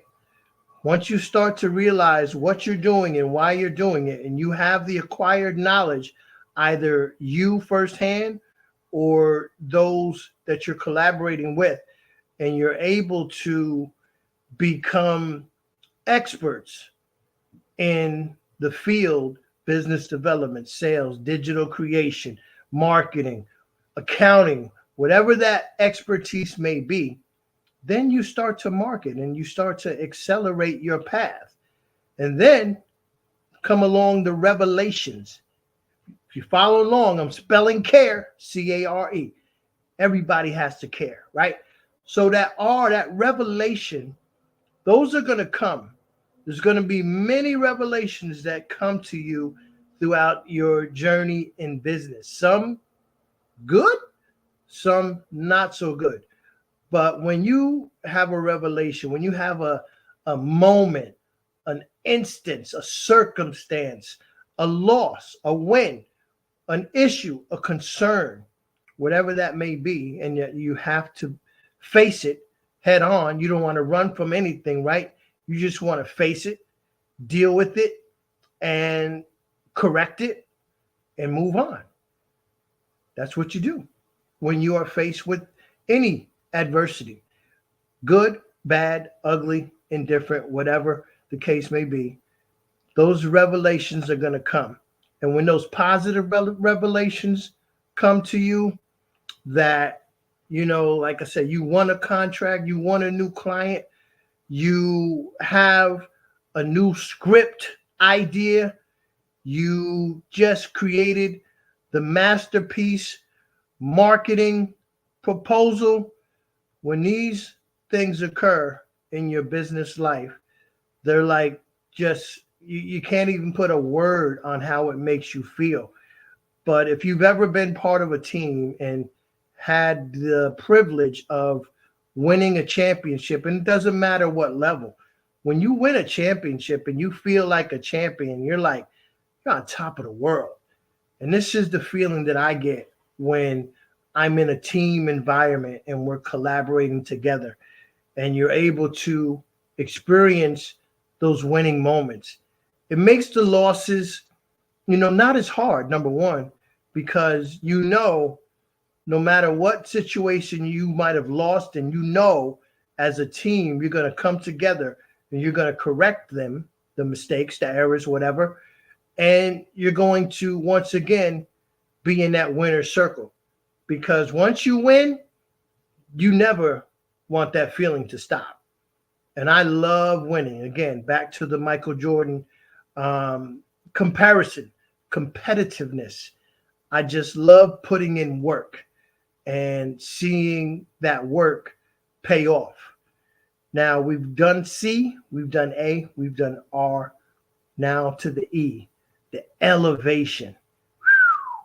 The elevation, that is a beautiful component, because when you start to elevate, and I'm talking about when you start to elevate your presence in the community, because people are understanding who you are and what you bring to the table. I've had a few moments in the past couple months of that happening, dealing with some local political elected officials, and they had never experienced my energy up close on video and on this, podcast. And it's a lot different than when you're seeing me up close, because I'm a true passionate person and I wear my passion on my sleeve.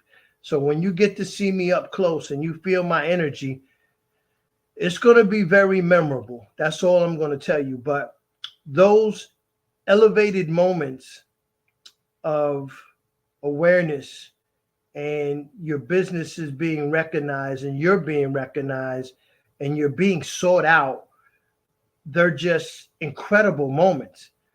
But there's two people that I want to talk about this evening that are the epitome of care, right? These two individuals are phenomenal young people, phenomenal young, two of our brightest stars. And I'm going to start with Lamont Roach Jr. And he's a boxer who's gone through adversity. He's local to the Maryland area. And he just recently, a couple weeks ago, he won his first world championship. And he's on top of the world, rightfully so, because Lamont will tell you that he's put in years of sacrifice, years of punishing his body, years of waking up 3 a.m, years of road work, years of broken bones, just so much adversity the young man has gone through, losing a title shot, right? Devastating loss. Didn't give up. A young father who's fighting not only for himself, but for his family. Just an incredible young man. But congratulations, Lamont Roach Jr. and Sr.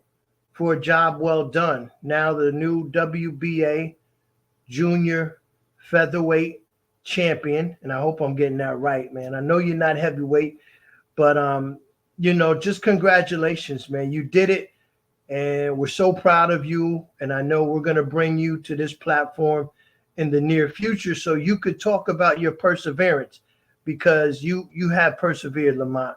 So when you see this, I hope it makes you feel good that we recognize the work that you put in, right? Now, the second individual that I want to talk about tonight is near and dear to my heart. She was a New York City prep star on the hardwood, on the courts, went on to college to play. Not going to name no colleges or nothing like that, but she's my little cousin, always going to be my little cousin. Her name is Tamia Brownfield. And Tamia came home from college around Thanksgiving holiday, spend time with the family up in the Bronx, and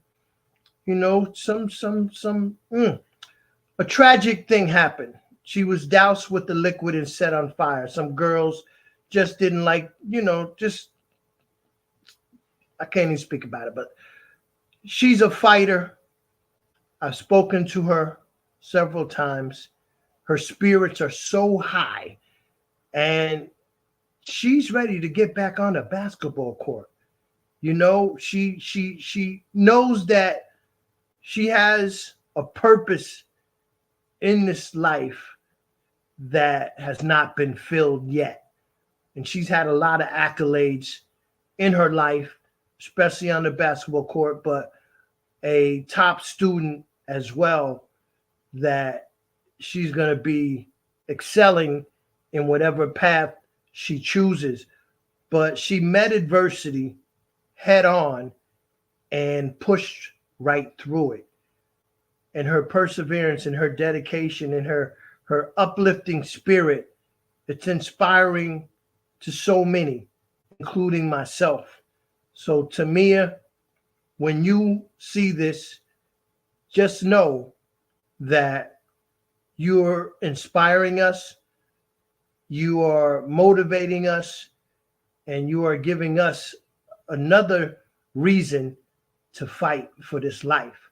So, and I'll tell you, Tamia and Lamont, they could have never gotten to where they're both at in their lives without collaborating with others and having the open mind and open heart to let others come in, right? So that you can learn from them and learn from their experiences.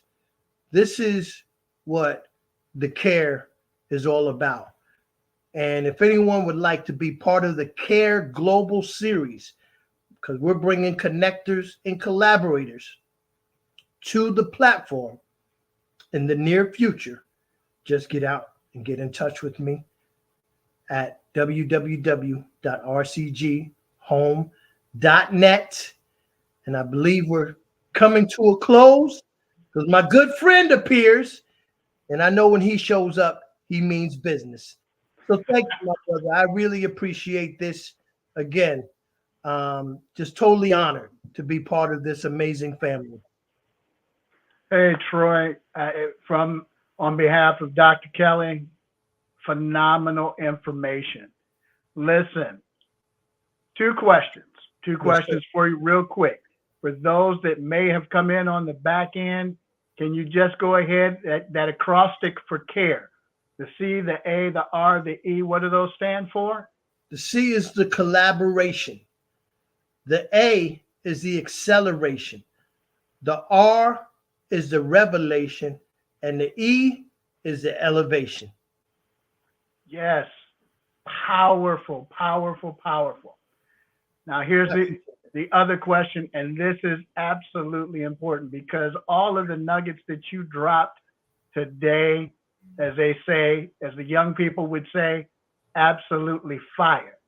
Because you're talking about moving from a place where you had nothing to understanding that the importance of building those relationships to take you into places where there is global impact. And that's what I absolutely love. But how do people get a hold of you?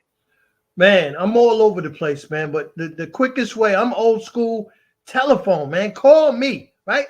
202-517-4922. It all starts there, man. The old telephone. Yes, yes, yes, yes. Listen, genius is coming, and we'll see you on the other side.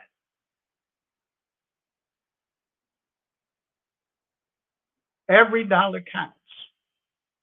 So we want to remind you to donate to the scholarship fund. We want to thank our Black Business Expo USA sponsors for December 2023.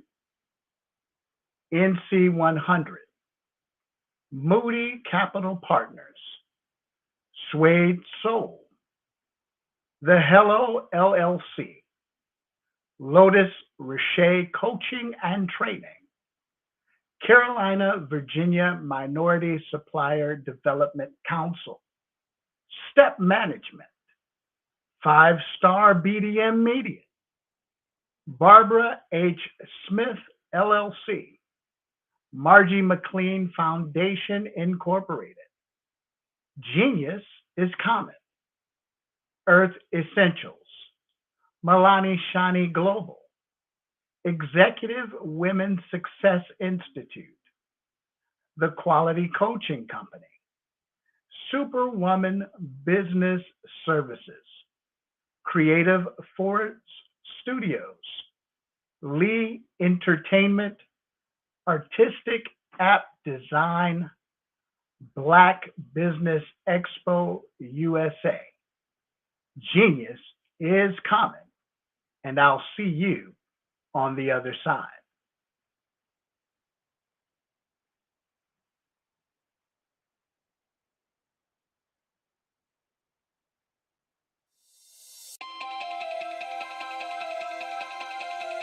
Could you live without income for the next year, 2 years, 3 years, maybe even 5 years?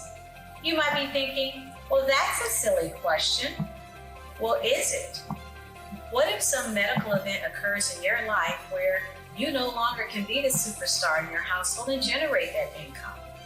Or what about a planned event where your income comes to a sudden stop? Perhaps your employment has been terminated or your business has ceased operating. Are you prepared with a backup financial income? Or what about those voluntary events in life where you decide it's time to disconnect, perhaps retire, stop working? Do you have a backup income plan or something in place? I'm Sabrina Protic, your financial coach, helping you develop an income plan. Your financial tomorrow depends on what you do today. Connect with me for a bright and secure financial future.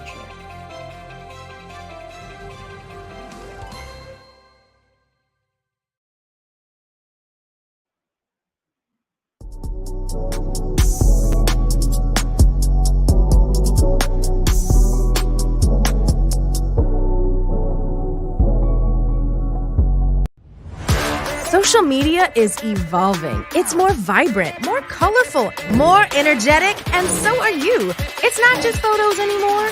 It's video, it's audio, it's subscriptions. And now there's Fanbase, a new monetized social network. Fanbase delivers the complete native app experience with full content monetization for every user. No algorithms that shadow ban your engagement or growth, and no ads. Follow anyone for free and subscribe directly to your favorite creators for $4.99 a month. Plus, show some love by tipping on any post. Also, make a Fanbase page and monetize your content the same way. Finally, connect with your followers by posting the amazing content you already create. And now, get paid for it. It's time to energize and monetize, because everyone's a fan of something and everyone has a fan base.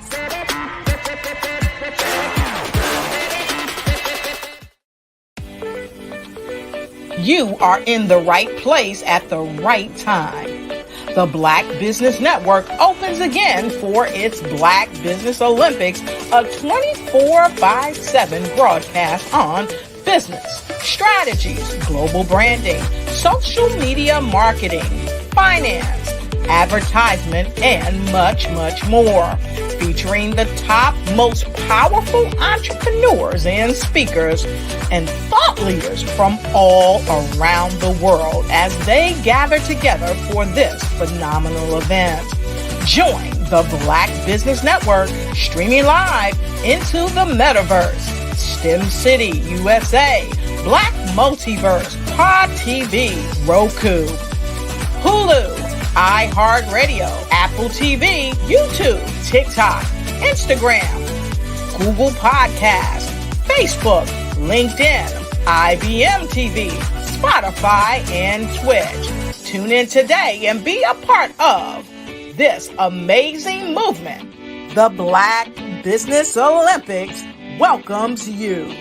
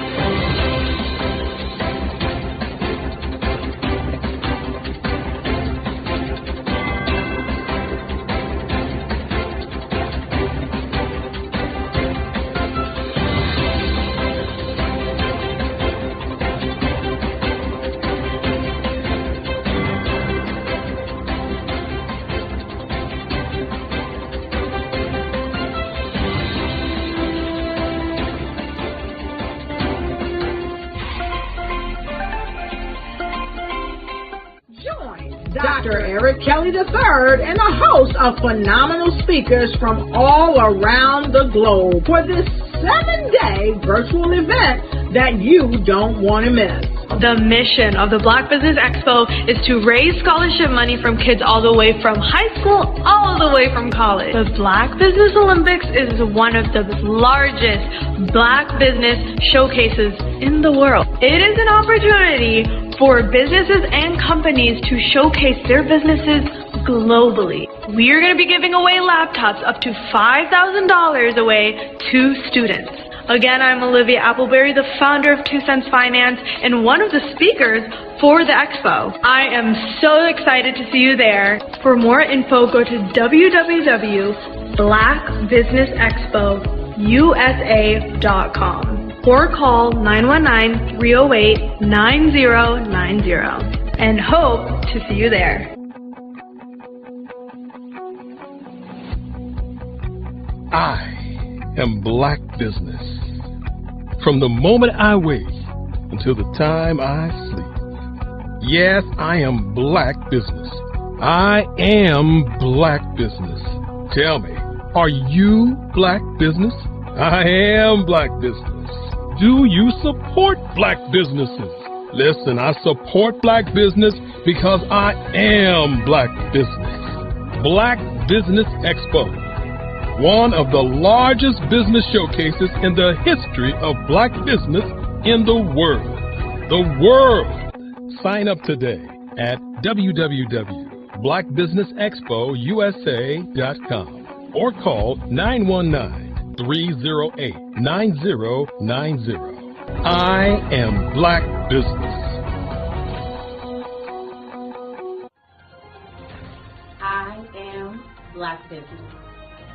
From the moment I wake until the time I sleep, I am Black Business. I am Black Business. Are you Black Business? I am Black Business. Do you support Black businesses? I support Black business because I am Black Business. Black Business Expo, one of the largest business showcases in the history of Black America in North Carolina.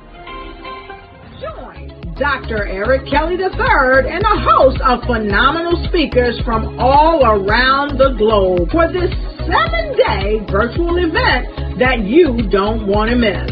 The mission of the Black Business Expo is to raise scholarship money from kids all the way from high school all the way from college. The Black Business Olympics is one of the largest Black business showcases in the world. It is an opportunity for businesses and companies to showcase their businesses globally. We are going to be giving away laptops up to $5,000 away to students.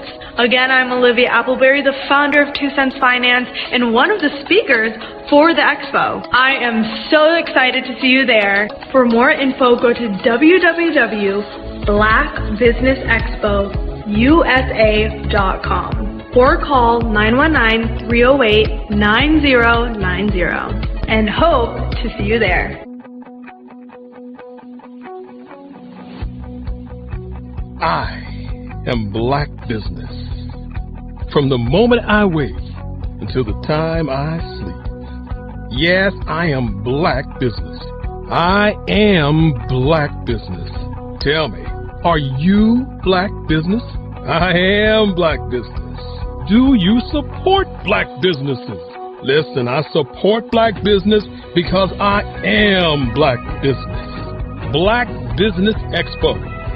One of the largest business showcases in the history of Black business in the world.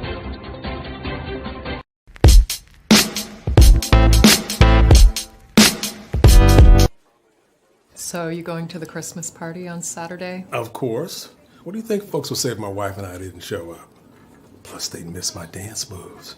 Please, those moves from the 80s? Seriously lame. Lame? Well, maybe a little bit, but this chief of surgery always gets the party started, sister.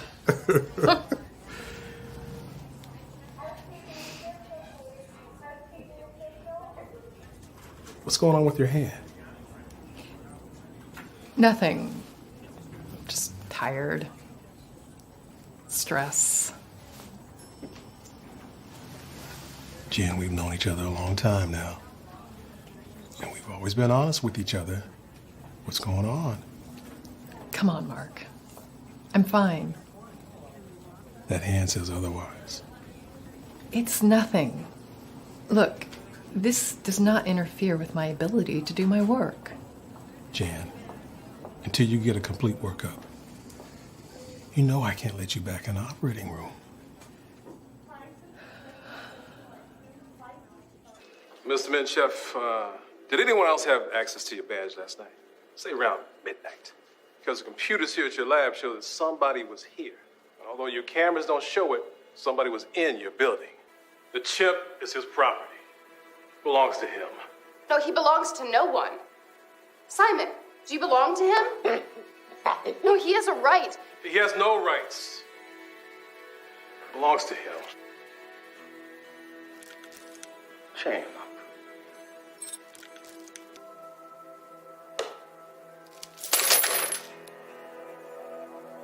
Wrong?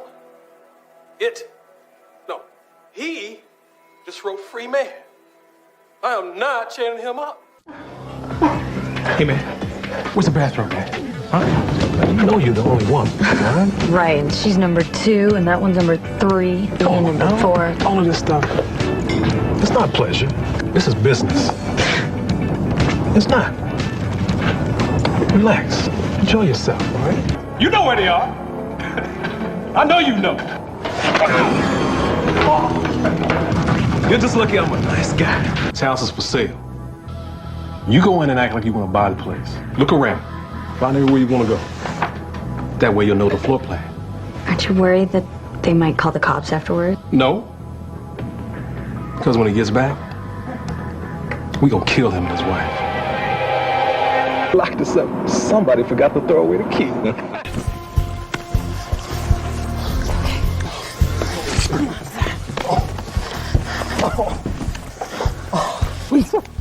Sir, she's gone, but you're gonna make it, okay?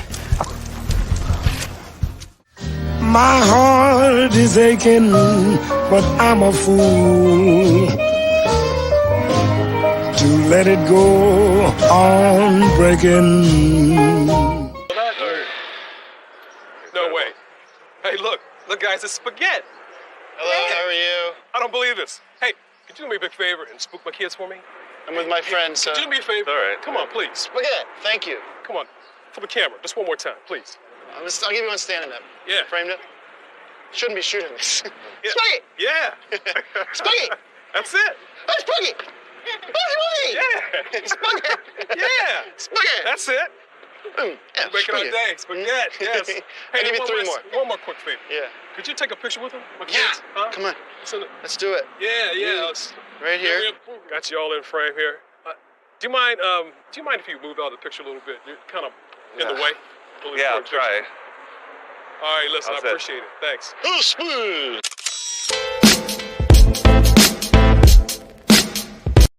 I am from Washington, D.C., but I was raised in Durham, North Carolina.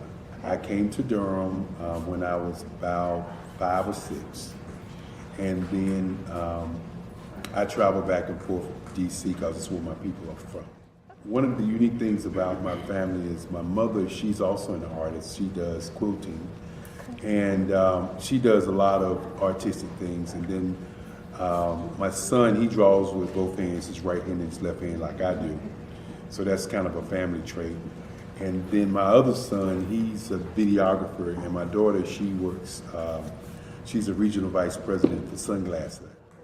When you start out drawing and sketching, you want to continue to explore, each avenue. I do pastels, I do pen and ink, I do painting, I do acrylics. I haven't done oils yet, but I try to do all facets of art. What I say to a lot of times to people is, you can't put yourself in a box when you're an artist. You have to explore. And over the course of my life, I've tried to explore different mediums. I also do sculpture as well.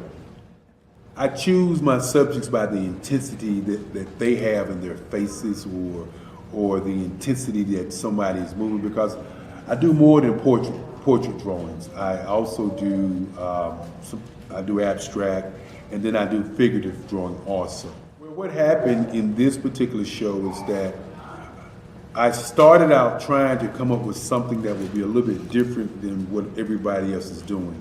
So I was working on a Barack Obama show, and they wanted me to do some paintings of Barack. And so what I did was, because of the deadlines, I kind of did it kind of fast. And then I realized when I was doing it fast, I enjoyed it. And so then I started doing other pieces the same way, and I started to enjoy those pieces also. And so I came up with this particular style. And it's a style of lines and colors. And what's interesting is that when I was in college, I did a show called Lines, Colors, and I talked about the boldness of the blacks, the hotness of the whites, and this is how this has come about, later on in my life.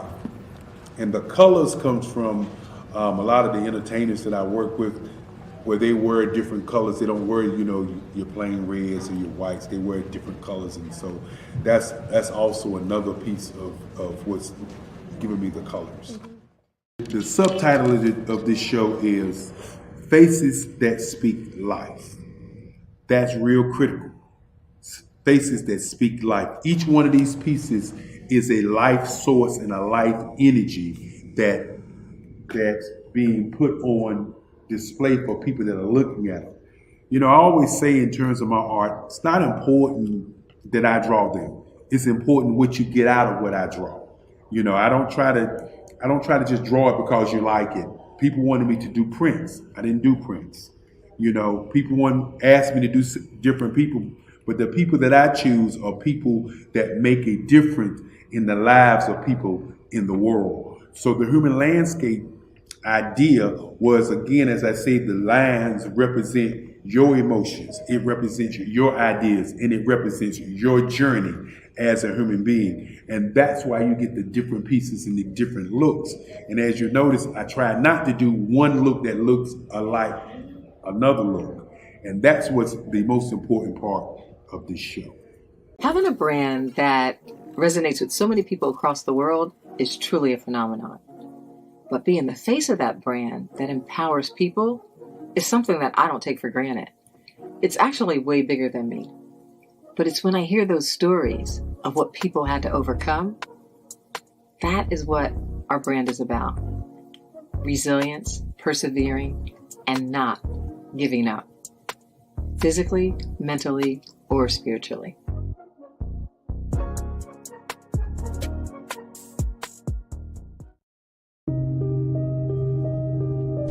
The Black Business Expo is changing my life. This year, they are giving away laptops and even $5,000 in cash to students just like me. I'm Alexis, and I want to go to college to fulfill my dream of becoming an entrepreneur. Help the Black Business Expo going to www.blackbusinessexpousa.com and also becoming a vendor, a sponsor, or donating.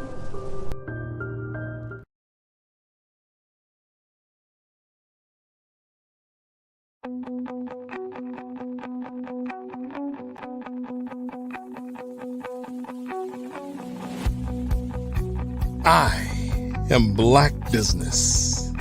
From the moment I wake until the time I sleep. Yes, I am Black Business. I am Black Business. Tell me, are you Black Business? I am Black Business. Do you support Black businesses? Listen, I support Black business because I am Black Business. Black Business Expo. One of the largest business showcases in the history of Black business in the world. The world. Sign up today at www.blackbusinessexpousa.com or call 919-308-9090. I am Black Business.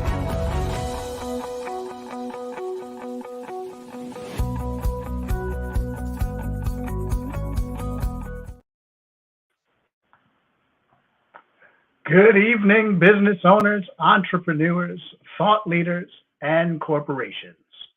Welcome to the Black Business Network.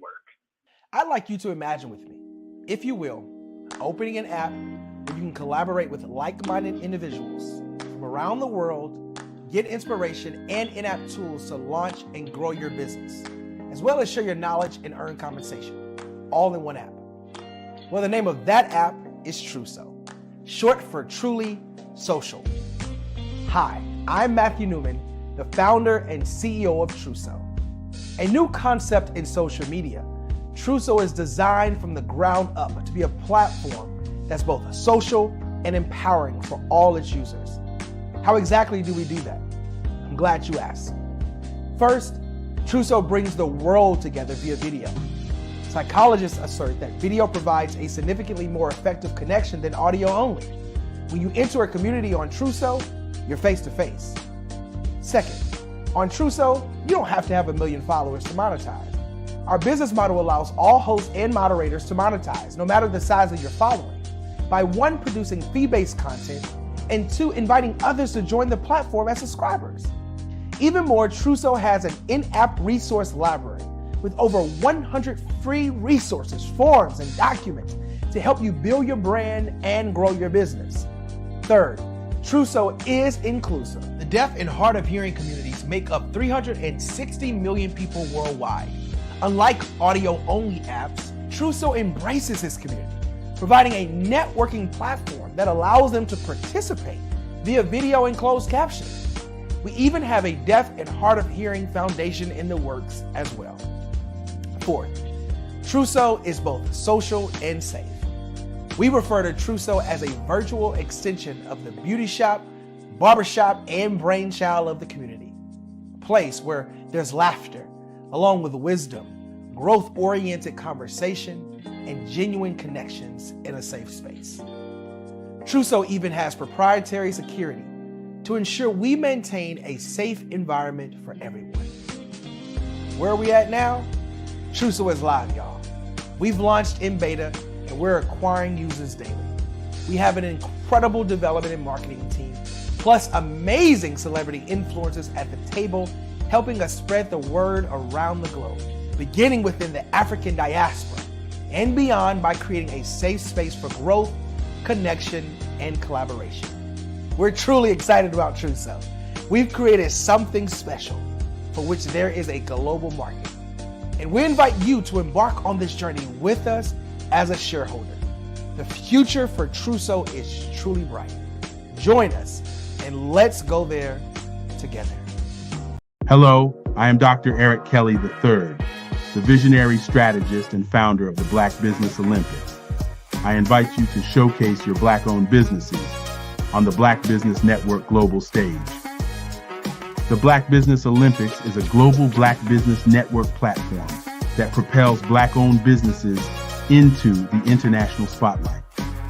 By showcasing your business on the Black Business Olympics platform, you can reach a worldwide audience of potential customers, partners, and investors.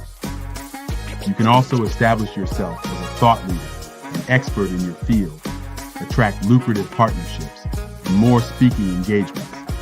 In addition, the Black Business Olympics platform provides a valuable opportunity to connect and collaborate with like-minded entrepreneurs and business professionals from around the world. This can lead to new business opportunities, ideas, and relationships. Finally, by sharing your story and expertise on the Black Business Olympics platform, you can inspire and empower others. This is a powerful way to make a positive impact on the world and leave a lasting legacy. If you are a Black-owned business owner, I encourage you to seize the opportunity to showcase your business on the Black Business Olympics platform. It is a once-in-a-lifetime opportunity to make an indelible mark on the world. Be one of the 1,000 visionary entrepreneurs who are changing students' lives, shaping industries, and leaving an unforgettable legacy for their families. Unleash your voice on our global stage and watch your business thrive. Black Business Olympics is one of the largest black business showcases in the history of black business in the world. Yes, the entire world. Just give me a call today at 919-308-9090.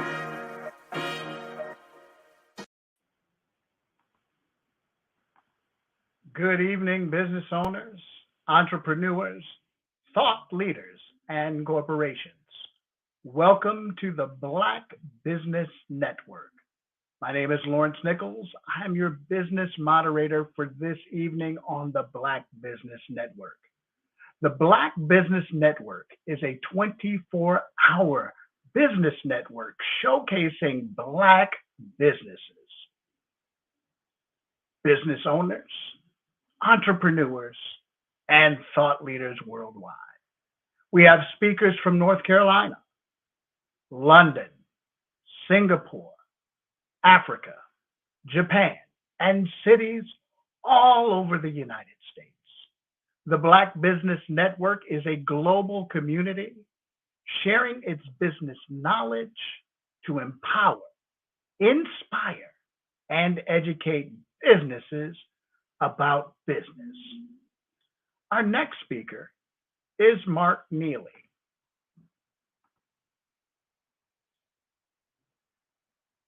After an international aerospace sales engineering career, Mark answered the calling to become an actor and voice actor. Not giving up has led to successful work in a variety of film and TV shows, from local advertising spots to Super Bowl ads. He's consistently been the voice of Fortune 500 companies for commercials, English language dubbing, ADR, major sporting events, video games, animation, and network promotions.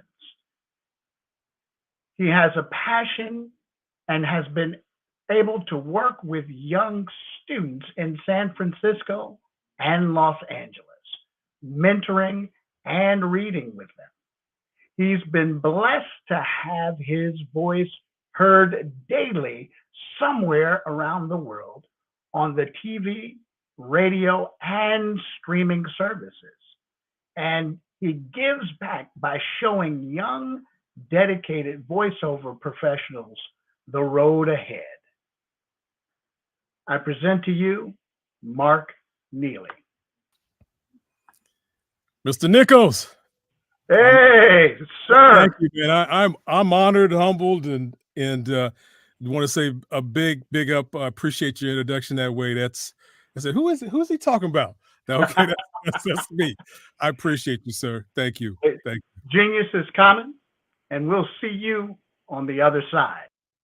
That's right. Genius is coming. And again, I'm humbled and appreciative of getting a chance with Dr. Kelly. All the commercials of the different businesses. You know, when I saw him with this painting, which I just actually found about recently, he's got so many things he's doing, but the colors with all these different people in business it's appropriate that he is a painter and all these other businesses are painting for the rest of us.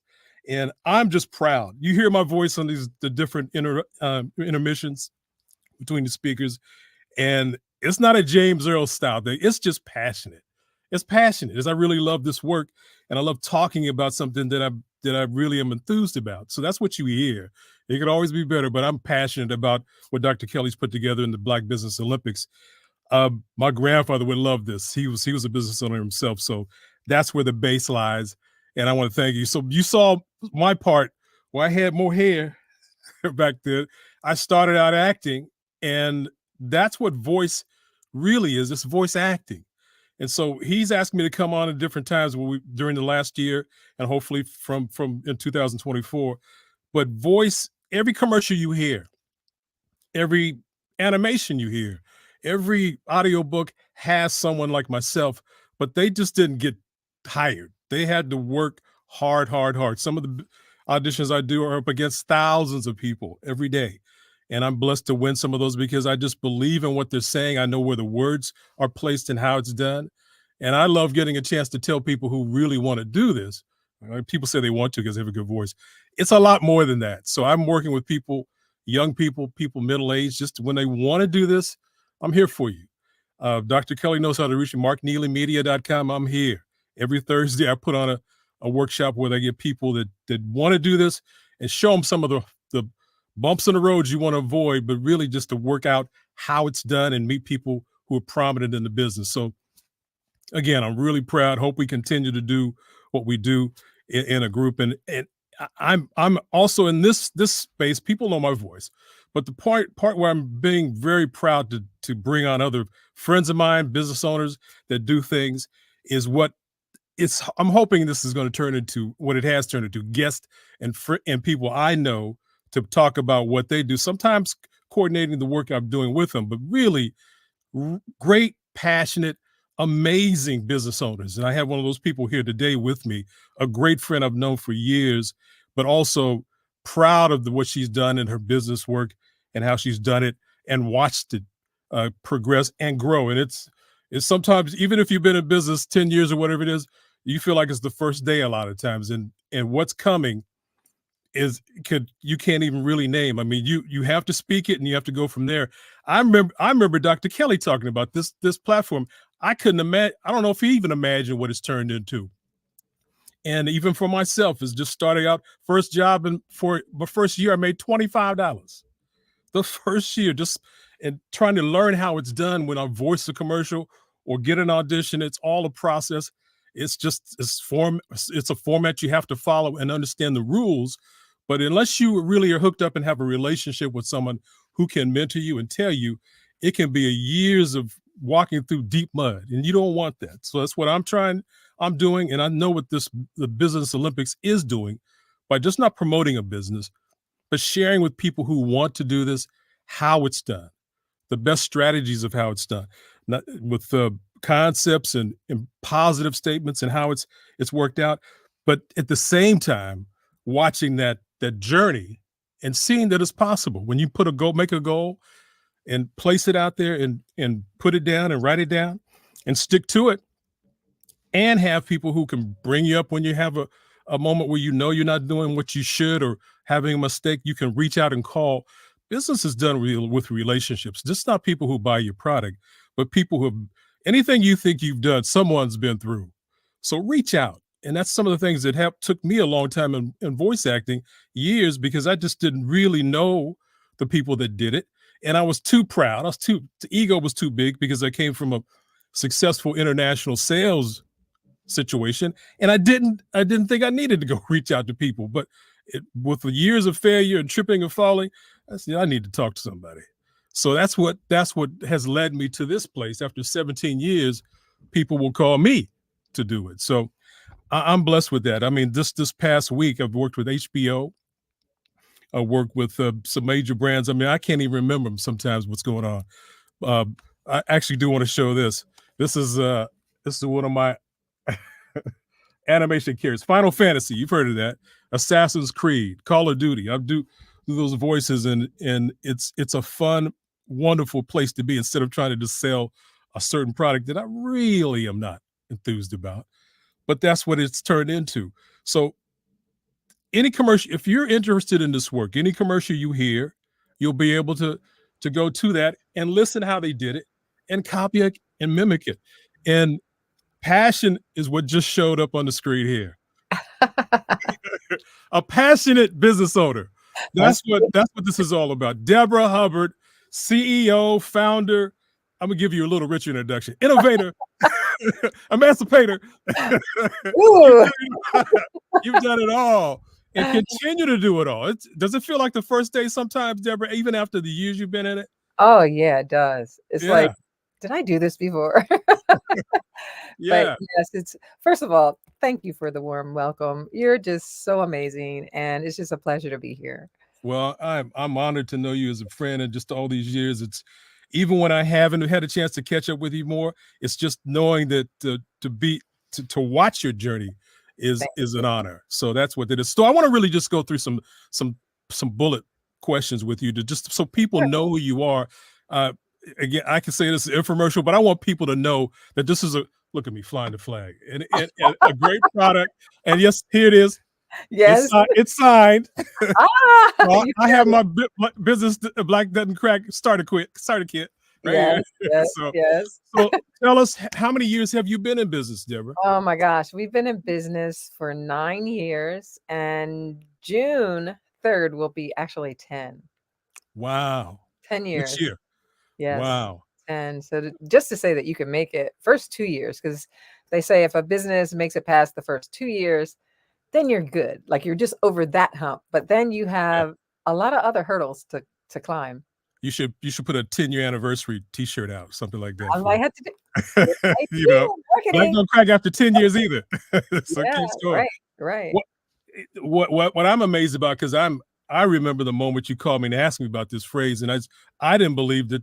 Yeah, of course it's a great phrase. What do you think? Well, let's try and see what happens. What was the vision behind starting using this phrase? Because it is an iconic phrase we use in our community. How did it come to you that way? Well, you know what? It came to me because I was actually going through some adversities in my life.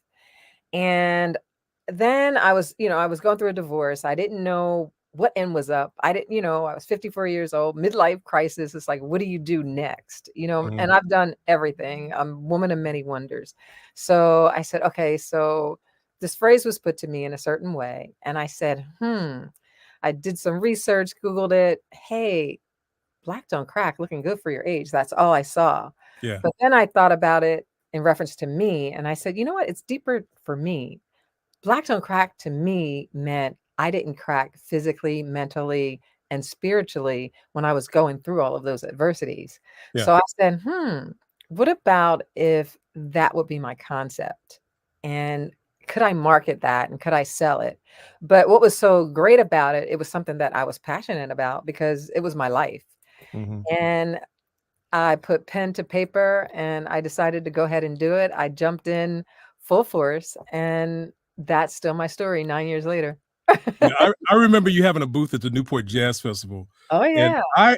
I saw people coming up to you just, "What else?" And Yeah. just amazed at the phrase and the product that you have. So your story you just told connected with the consumers. Did you Yes. spend time telling people about that when you sell it to them? Well, you know what? It's like, okay, everybody knows the phrase, right? So Yeah. because they know the phrase, but to see somebody actually put it on a t-shirt or apparel Right. or a mug or a bag or whatever, Or that just one of gives it these. a whole different dimension of black don't crack because Yeah. we know it as looking good for our age. And Right. people would come and get it just because of that. They were like, wow, I think I look pretty good for my age. So they wanted to wear it from that aspect. But Mhm. a lot of times when they would come into our booth or whenever we were selling, they would ask, they would say, well, what does this really mean? Like, and even other ethnicities, can I wear that shirt? What does it mean?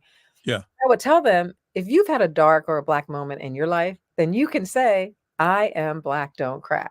So you've had other ethnicities buy it or Oh, races buy it? yeah, Okay. definitely, definitely, Cool. and, but, they asked me the story, and I wanted to educate them because I'm like, "You might get some funny looks, or you might get whatever." As a Yeah. matter of fact, when we, submitted for, Oprah's, favorite things, Yeah. Gayle King, she put the creative director of O Magazine in our shirt, and he's white. And so Gail posted it on her Instagram page and it went Yeah. viral. And we were Yeah. on DC News and I mean all over the place, the shade room, and everybody was like, what's going on? Why should a white guy be able to wear a black? Why do we have to always share with other ethnicities? Oh. And so I had to answer her quote on her Instagram and I told her, yes, he could wear it because our brand is inclusive and it's about overcoming adversities and being resilient and it's about winning. And so I Right. said, if you're about that, you can wear a shirt. So Yeah. if you see other people wearing it, you kind of look, but then you're like, wow, what's your story? Wear it. Wear it. Wear it. So you Wear it. talk about, the iconic part and the trademark stuff. What year did you do that? When did you trademark this? Well, trademarking, people don't understand that it takes a long time, and it can take anywhere from 6 months to a whole year just to go through the process of the trademarking, because they Mhm. have attorneys and different people that have to evaluate you as a business. They want to cross the T's and dot the I's. So ours actually took 9 months. And we Okay. came out, we put it in October of 2013, and it was processed June 3rd, 20. You got the date. It's probably Baby. tattooed. It's like that's when my baby was birthed. Yeah, you need to get a tat of that, right? So, You know but what? that's I might great. do that. I might do that. I Because thought about it. that's a major thing with the logo and the Yeah. date, and Yeah. with some fist up. you know? Yes. So, Yes. so you did. It's been beneficial, obviously, this trademark, or is it just Very something beneficial. that And you put a little? Is that the registered mark next to the yeah. name? So you Okay, have a R. TM, and you're going through the process of Okay. trademark. And then Yeah. you have the R, which is your registration. And when you get Okay. that registration, you got the seal. That's the Yeah. real deal right there. And so for me, that meant everything because, I would advise anybody going in business, do your homework. Because a lot of Mhm. people think that they could come up with this great idea and they just go ahead and they use the business name. And then down the line, they're getting cease and desist letters. Yeah. So you need to do your homework, see if a name, before you even go ahead and file it for your business, Mhm. make sure that it's available and that you can trademark it just to be Good on the deal. safe side. Yeah. So it's Yeah. been very beneficial to me. As a matter of fact, we have been licensing out our trademark. So if I don't know if you're familiar with the Ad Council of New York, they do Mm, all the ads. You might even done some of the voiceovers for them, but probably. Yeah. there, I Yeah. mean, all kind of issues, social issues, justice, whatever. And they actually had us, they licensed it out for Megan Thee Stallion to use it along with their campaign. And What? yeah, so you can also benefit in a lot of different ways, Yeah. as well as it's a lot of headaches because it's just like anything, like, the trademark laws have been in effect for so long that they really need to make some amendments to it Mm, because they yeah. were way back then and we're now. And, there's a lot of laws that just don't benefit the person that purchases the trademark. Yeah. So, so we're having to send out cease and desist all the time, nonstop. Wow. And if you don't police your brand, you can actually lose your brand, even though you have the trademark. Wow.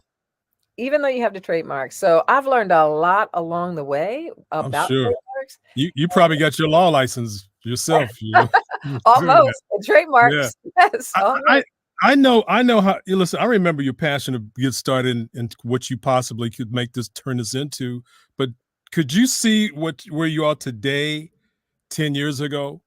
Did you with the website and the products and listen, you got some serious recognition from this, Deborah. Yeah, we did. And you know what? Yes, I did. I don't want to sound cocky about it, but yes, I did.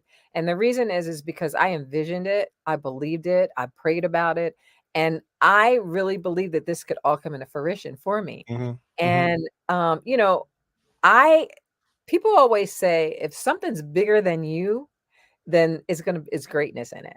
And Yeah. I always saw that this was so much bigger than me. And I'm like, wow. But too much is given, much is required, right?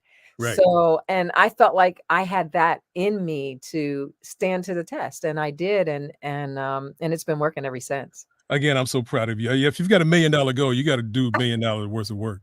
Oh And yeah. I've done that. I've Oh just yeah. written out, yeah, I want $1 million, and then sit on the couch eating Cheetos. No, you got to work $1 Yeah. million type of effort. So Yeah, you do. You have to really put into it. And you know yeah, what? For me, I'm so passionate about my work.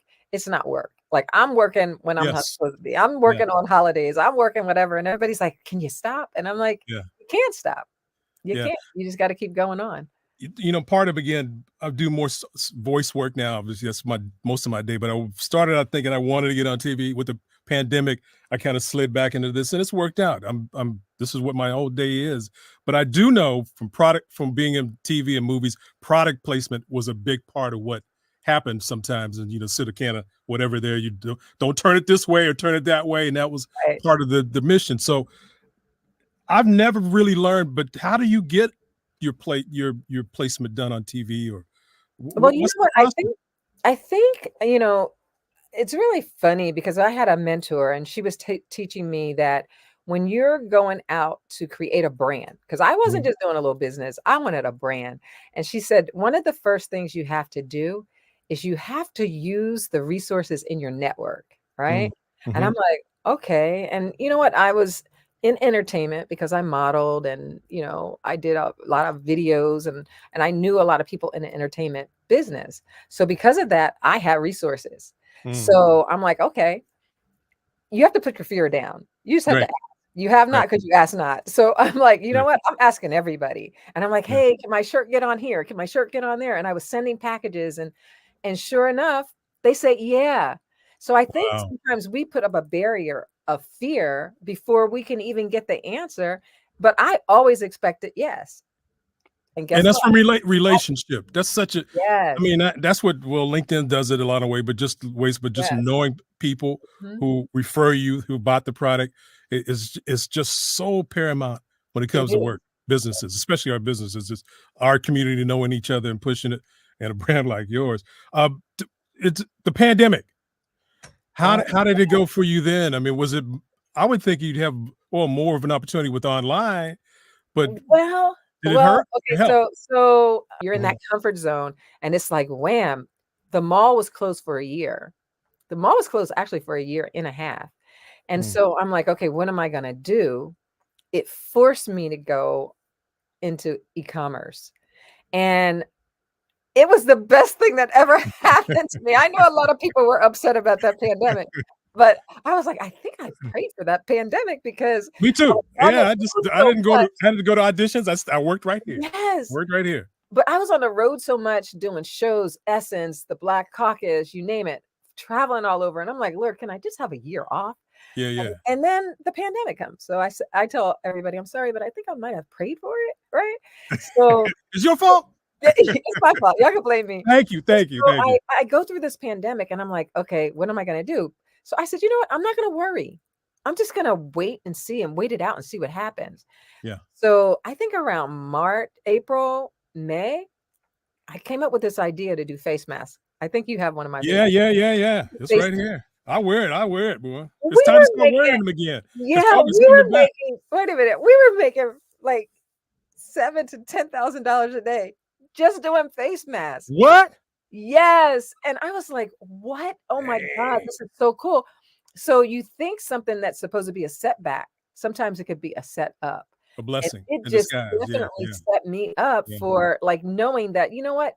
Don't let a pandemic, don't let any circumstances stop you from doing what you need to do. You just have to do yeah. it a different way.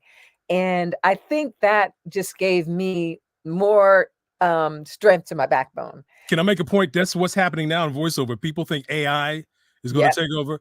It ain't here. No, I'm it's going not. right through that brick wall. Yeah, I'm auditioning against people every day. That's just one more audition I gotta go against. I'm exactly, not exactly. Alexa's not gonna bother me. So don't she can't hurt me. So No, that's all. Don't no, worry about it. No. absolutely not.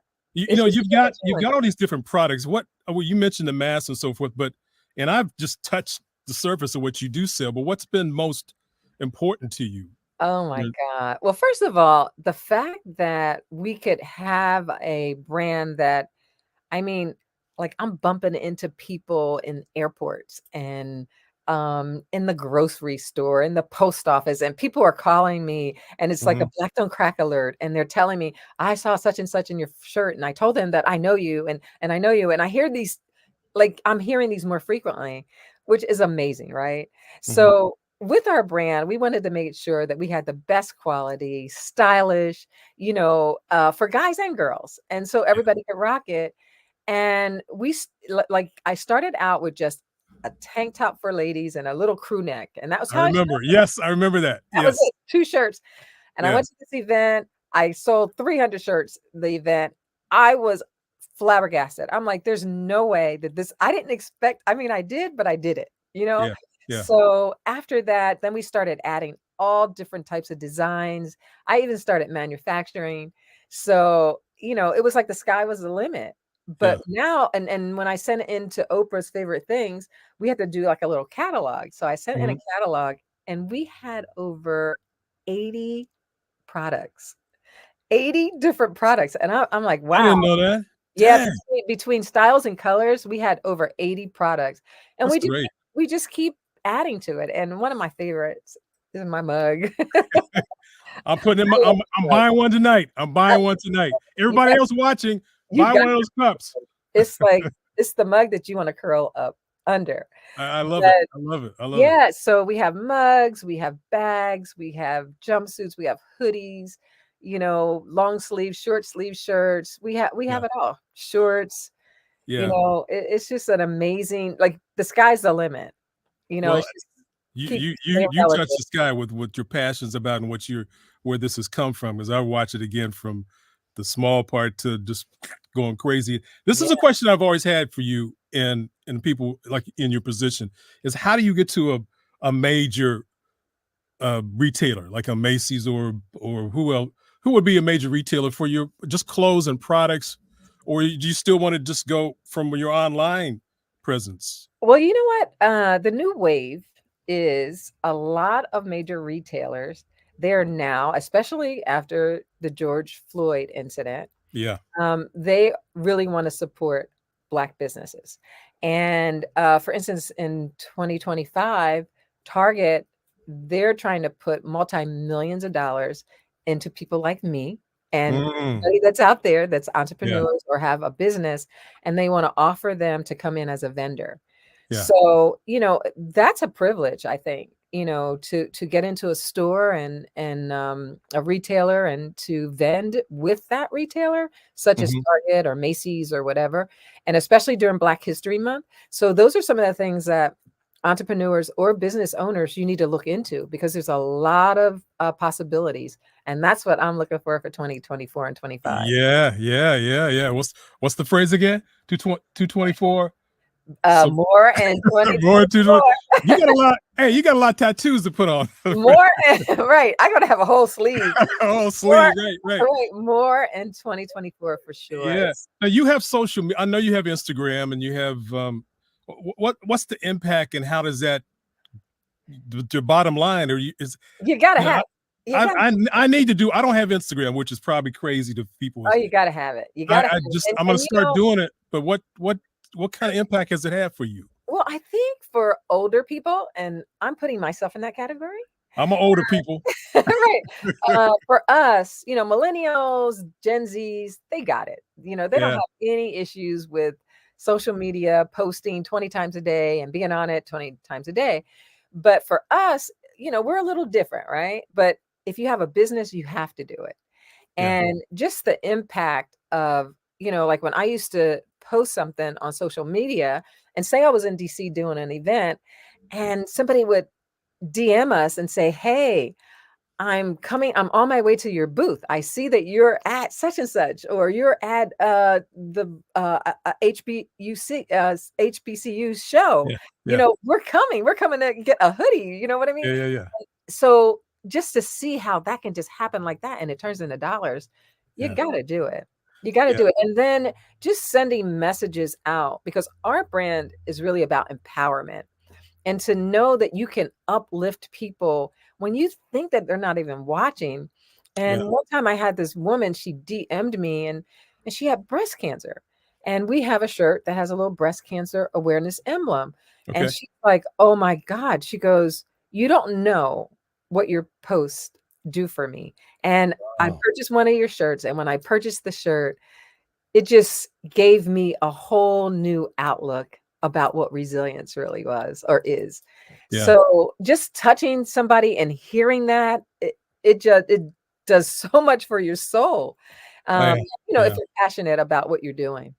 Yeah, I again same. I probably hear once a week from people knowing what that Huggies commercials is even though Yeah. I'm not doing it anymore because yesterday's price isn't today's price. They wouldn't go to my price. Right. But I still hear from Europe, all over the nation that I hear from people with a fan letter about that. So it's and how just the words inspire them and you're part of it. So that's Oh that's yeah. that's a positive thing to hear.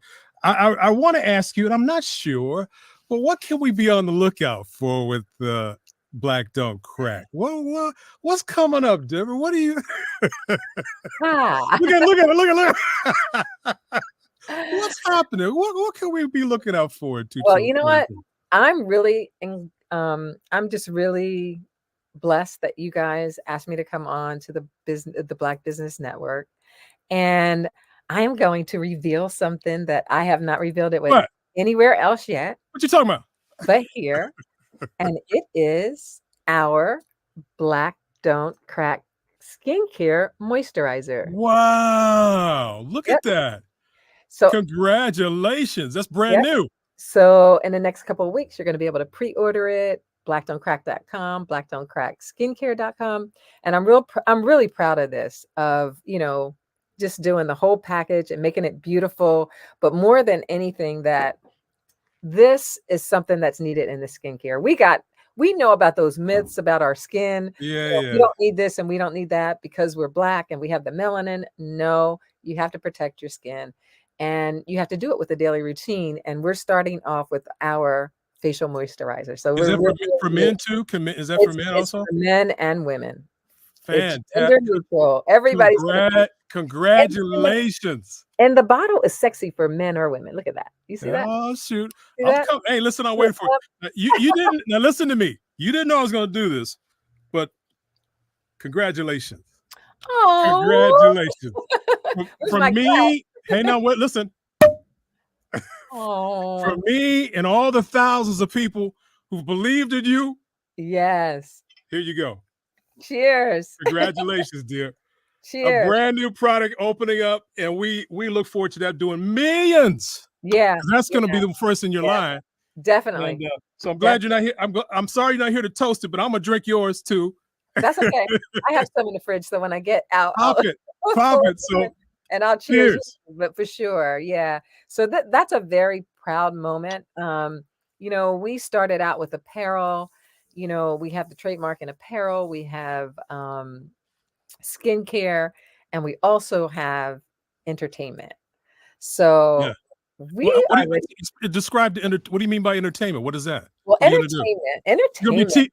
You gonna be next Oprah? Come on, fess up. Give me another surprise announcement. That's coming. 2024. We're working on some projects, and we might need some voiceovers, so we might be calling you. What? Yes, absolutely. Yes. Anytime. So, the Black Don't Crack brand, it goes beyond what you can even think. And so we're trying to tackle each one, but we want to be careful how we do it, because we don't want to move too fast, but we have a lot of opportunities and people are looking at us. So that's what I'm really excited about more than anything. Now this, I know before you got into this, you knew this was a crowded market, skincare. Yep. But is there, and I hope it's not a loaded thing, how can you feel you distinguish yourself amongst all those other things that are out there? You know what? I don't know if you've been looking at, like, I'm on social media all the time, and I'm looking at all the different celebrities that have quote unquote skincare lines. And I think number one, a lot of people are doing it just for the money, right? Yeah. It's a lucrative business. It's trillions of dollars. It's $1 trillion business, right? Right. And so a year. So it's room enough for everybody. But is everybody taking the time? It took us over 2.5 years to really develop our formula for our skincare. And because I was so picky, and some people were saying, come on, Deborah, stop. This is great. No, this is good. I'm like, no, it has to be great. So I wanted a formula that was great, that could meet the needs of all of our different skin tones. Because, us melanated people, we come in all different shades. You should have documented. Did you document it? You should have had somebody following you with a camera, how you chose this. I would have loved to see your process to figure this out. So well, it took some time and headaches and tears and sometimes discouraged, and but I had to pick myself up, dust myself off, and I'm like, no, let's keep going with it. So I'm just so proud that we are where we are now, and in the next couple of weeks we're going to be able to pre-sell it, and hopefully we'll sell out the first. Lawrence, I think you need at least 5 bottles of this. Come on, man. For family too, just if nothing else, I'll be able to do something with my head. That's right. That's right. Everybody watching, we all need 5 bottles of this. So there you go. Yep. But we'll have different things for everything, for your beard, for your head, everything you want. Yeah. Awesome. Yes. Mark, Deborah, you all have been amazing. Thank you. Only in the Black Business I need some more. Network do you have the opportunity to connect with people that are doing phenomenal things. And I salute you both. Thank you. And I look forward to seeing what comes out next. Yes. Thank you, Deborah. Thank Fantastic. you. Thank you so much for having me.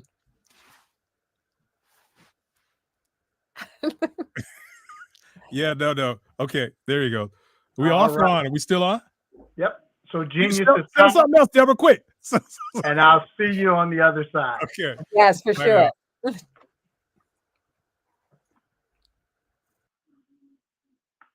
The Black Business Expo's mission is to raise funds for high school seniors going to college or K through 12 entrepreneurs. This expo is a fundraiser for students.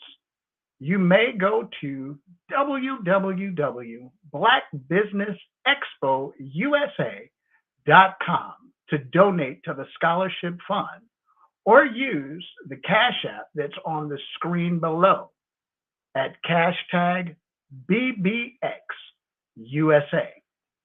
Our goal is to give laptops and up to $5,000 to 10 students. Students can register online at www.blackbusinessexpousa.com. Again, that is www.blackbusinessexpousa.com.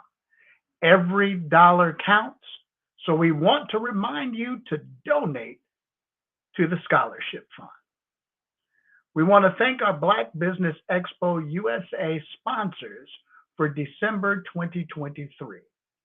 NC 100, Moody Capital Partners, Suede Soul, The Hello LCC, Lotus Richer Coaching and Training, Carolina, Virginia Minority Supplier Development Council, Step Management, 5-Star BDM Media, Barbara H.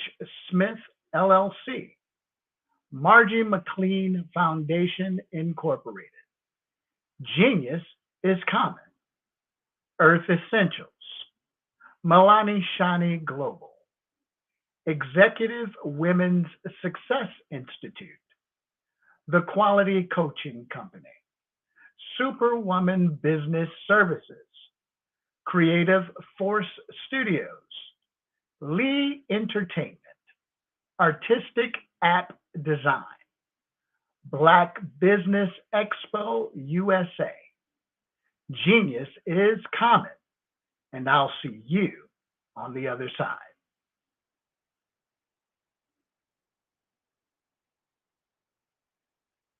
Having a brand that resonates with so many people across the world is truly a phenomenon.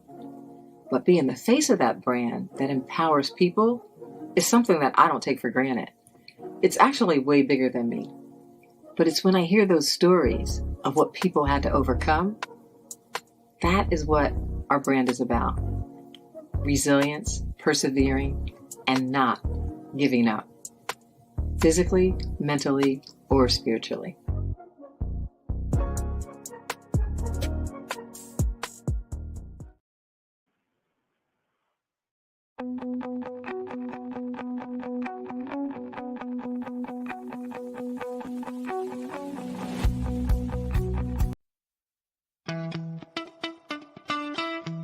How many times?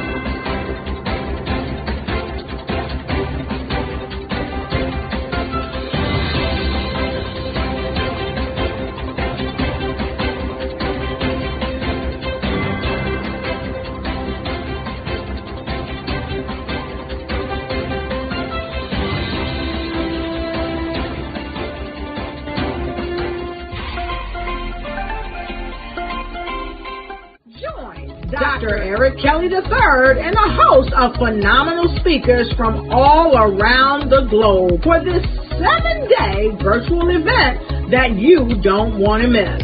The mission of the Black Business Expo is to raise scholarship money from kids all the way from high school, all the way from college. The Black Business Olympics is one of the largest Black business showcases in the world. It is an opportunity for businesses and companies to showcase their businesses globally. We are going to be giving away laptops up to $5,000 away to students. Again, I'm Olivia Appleberry, the founder of 2 Cents Finance and one of the speakers for the expo. I am so excited to see you there. For more info, go to www.blackbusinessexpousa.com or call 919-308-9090 and hope to see you there. I am Black Business. From the moment I wake until the time I sleep. Yes, I am Black Business. I am Black Business. Tell me, are you Black Business? I am Black Business. Do you support Black businesses? Listen, I support Black business because I am Black Business. Black Business Expo. One of the largest business showcases in the history of Black business in the world. The world! Sign up today at www.blackbusinessexpousa.com or call 919-308-9090. I am Black Business. I am Black Business. From the moment I wake until the time I sleep, I am Black Business. I am Black Business. Are you Black Business? I am Black Business. Do you support Black businesses? I support Black business because I am Black Business. Black Business Expo, one of the largest business showcases in the history of Black America in North Carolina. Join Dr. Eric Kelly III and a host of phenomenal speakers from all around the globe for this 7-day virtual event that you don't want to miss. The mission of the Black Business Expo is to raise scholarship money from kids all the way from high school, all the way from college. The Black Business Olympics is one of the largest Black business showcases in the world. It is an opportunity for businesses and companies to showcase their businesses globally. We are going to be giving away laptops up to $5,000 away to students. Again, I'm Olivia Appleberry, the founder of 2 Cents Finance and one of the speakers for the expo. I am so excited to see you there. For more info, go to www.blackbusinessexpousa.com or call 919-308-9090 and hope to see you there. I am Black Business. From the moment I wake until the time I sleep. Yes, I am Black Business. I am Black Business. Tell me, are you Black Business? I am Black Business. Do you support Black businesses? Listen, I support Black business because I am Black Business. Black Business Expo. One of the largest business showcases in the history of Black business in the world.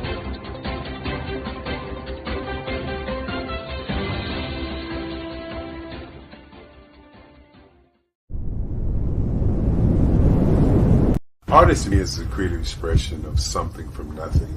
You know, it explodes onto the canvas, or it explodes on in my work.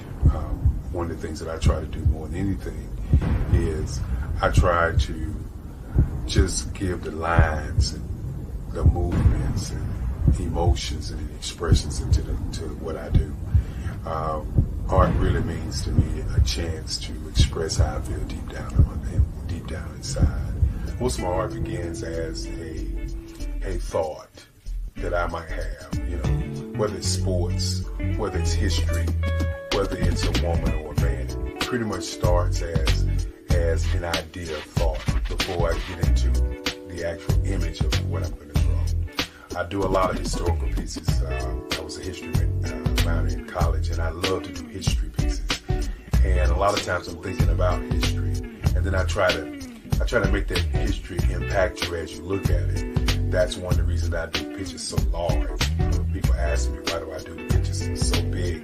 And I tell them, I want the piece to impact them as they're looking at it, to kind of dominate them, dominate their space.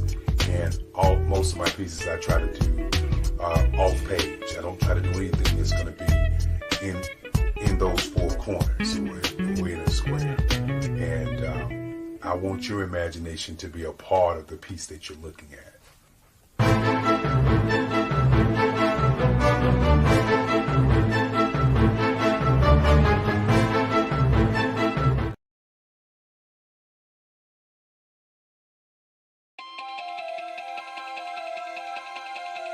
Could you live without income for the next year, 2 years, 3 years, maybe even 5 years?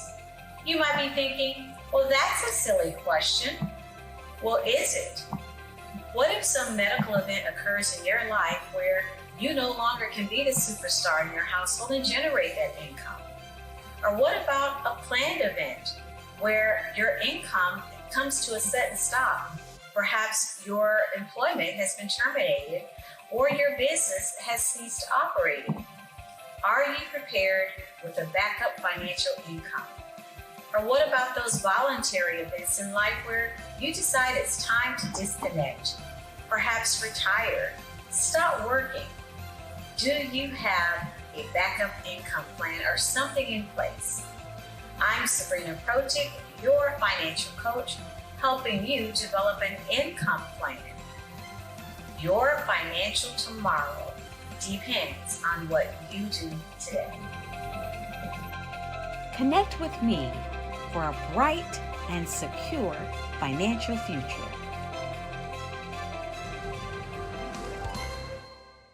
Sometimes you can hear the news from the Black perspective, and more specifically, Black publishers. And that's exactly why you have to download the HeyTie app, the largest mobile app delivering breaking news, videos, and podcasts from 200 of your favorite Black publishers. Yes, 200 Black publishers delivering news as it happens, literally all in one app. Go to HAYTI.com or download the app in the Google Play Store or Apple App Store. It's completely free, along with information that you can trust, so go check them out.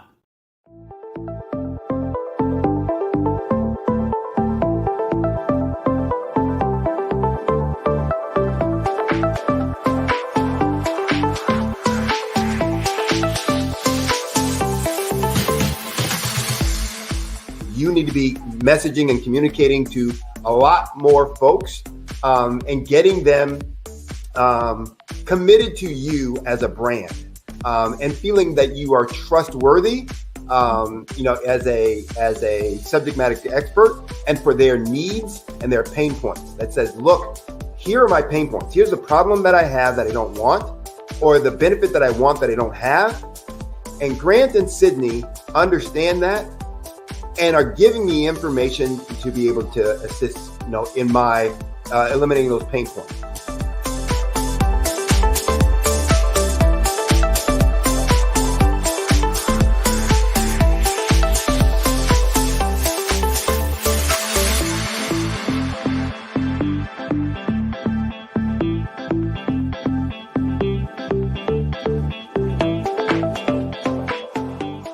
You're going to get a lot out of this workshop.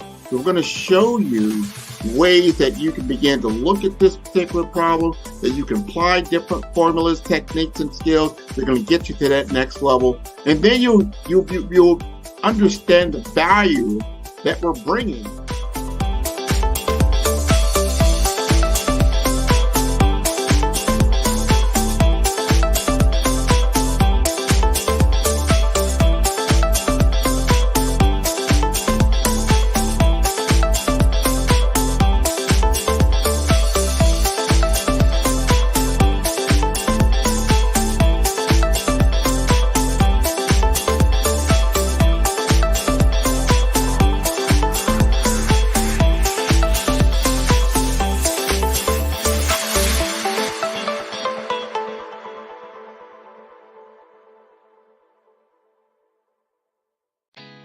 Did you know women represent just 3% of Fortune 500 CEOs and less than 15% of corporate executives at top companies worldwide?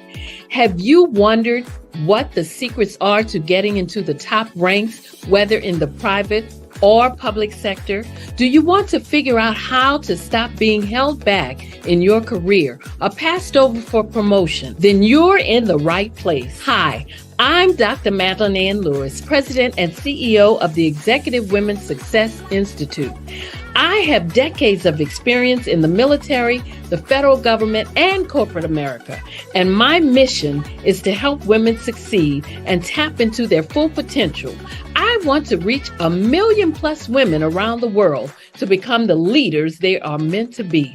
So if you want to move into a management or executive level position, or maybe you are a female veteran transitioning out of the military into business entrepreneurship, then reach out to the Executive Women's Success Institute at 301-693-3284. Let us get you on the fast track to success.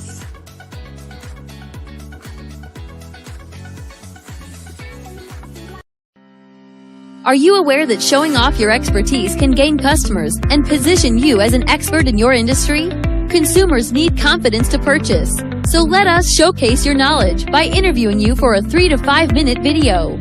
We'll position you as an industry expert with a customized interview style video, and for a limited time, we'll cover all production costs. Click this ad or call now for all the information. You'll want to experience the same 5-star service our customers love. So take advantage of this one-time offer. Click this ad or contact us now.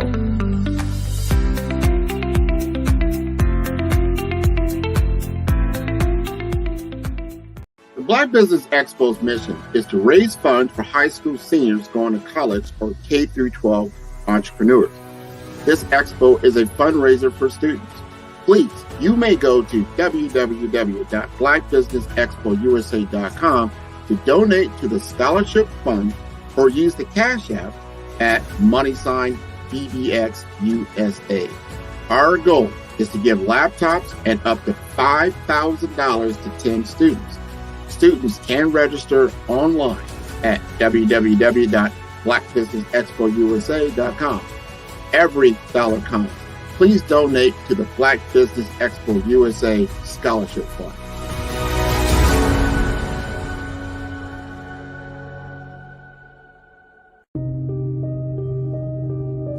The Black Business Expo is changing my life.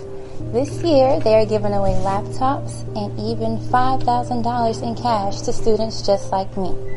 I'm Alexis, and I want to go to college to fulfill my dream of becoming an entrepreneur. Help the Black Business Expo going to www.blackbusinessexpousa.com and also becoming a vendor, a sponsor, or donating. Hello, I am Dr. Eric Kelly III, the visionary strategist and founder of the Black Business Olympics. I invite you to showcase your Black-owned businesses on the Black Business Network global stage. The Black Business Olympics is a global Black Business Network platform that propels Black-owned businesses into the international spotlight. By showcasing your business on the Black Business Olympics platform, you can reach a worldwide audience of potential customers, partners, and investors. You can also establish yourself as a thought leader, an expert in your field, attract lucrative partnerships, and more speaking engagements. In addition, the Black Business Olympics platform provides a valuable opportunity to connect and collaborate with like-minded entrepreneurs and business professionals from around the world. This can lead to new business opportunities, ideas, and relationships. Finally, by sharing your story and expertise on the Black Business Olympics platform, you can inspire and empower others. This is a powerful way to make a positive impact on the world and leave a lasting legacy. If you are a Black-owned business owner, I encourage you to seize the opportunity to showcase your business on the Black Business Olympics platform. It is a once-in-a-lifetime opportunity to make an indelible mark on the world. Be one of the 1,000 visionary entrepreneurs who are changing students' lives, shaping industries, and leaving an unforgettable legacy for their families. Unleash your voice on our global stage and watch your business thrive. Black Business Olympics is one of the largest Black business showcases in the history of Black business in the world. Yes, the entire world. Just give me a call today at 919-308-9090.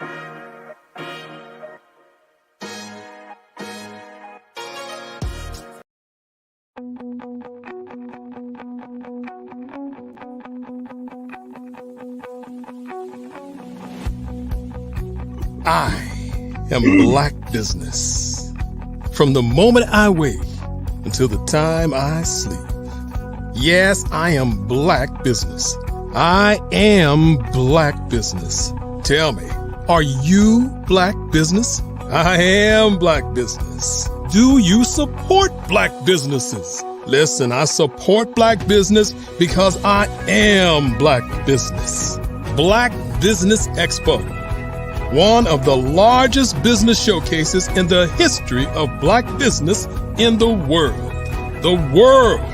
Sign up today at www.blackbusinessexpousa.com or call 919-308-9090. I am Black Business.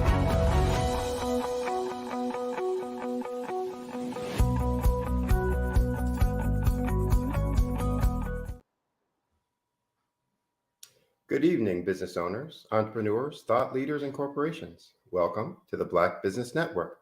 My name is Sidney Wormsby, and I'm your business moderator for this evening on the Black Business Network.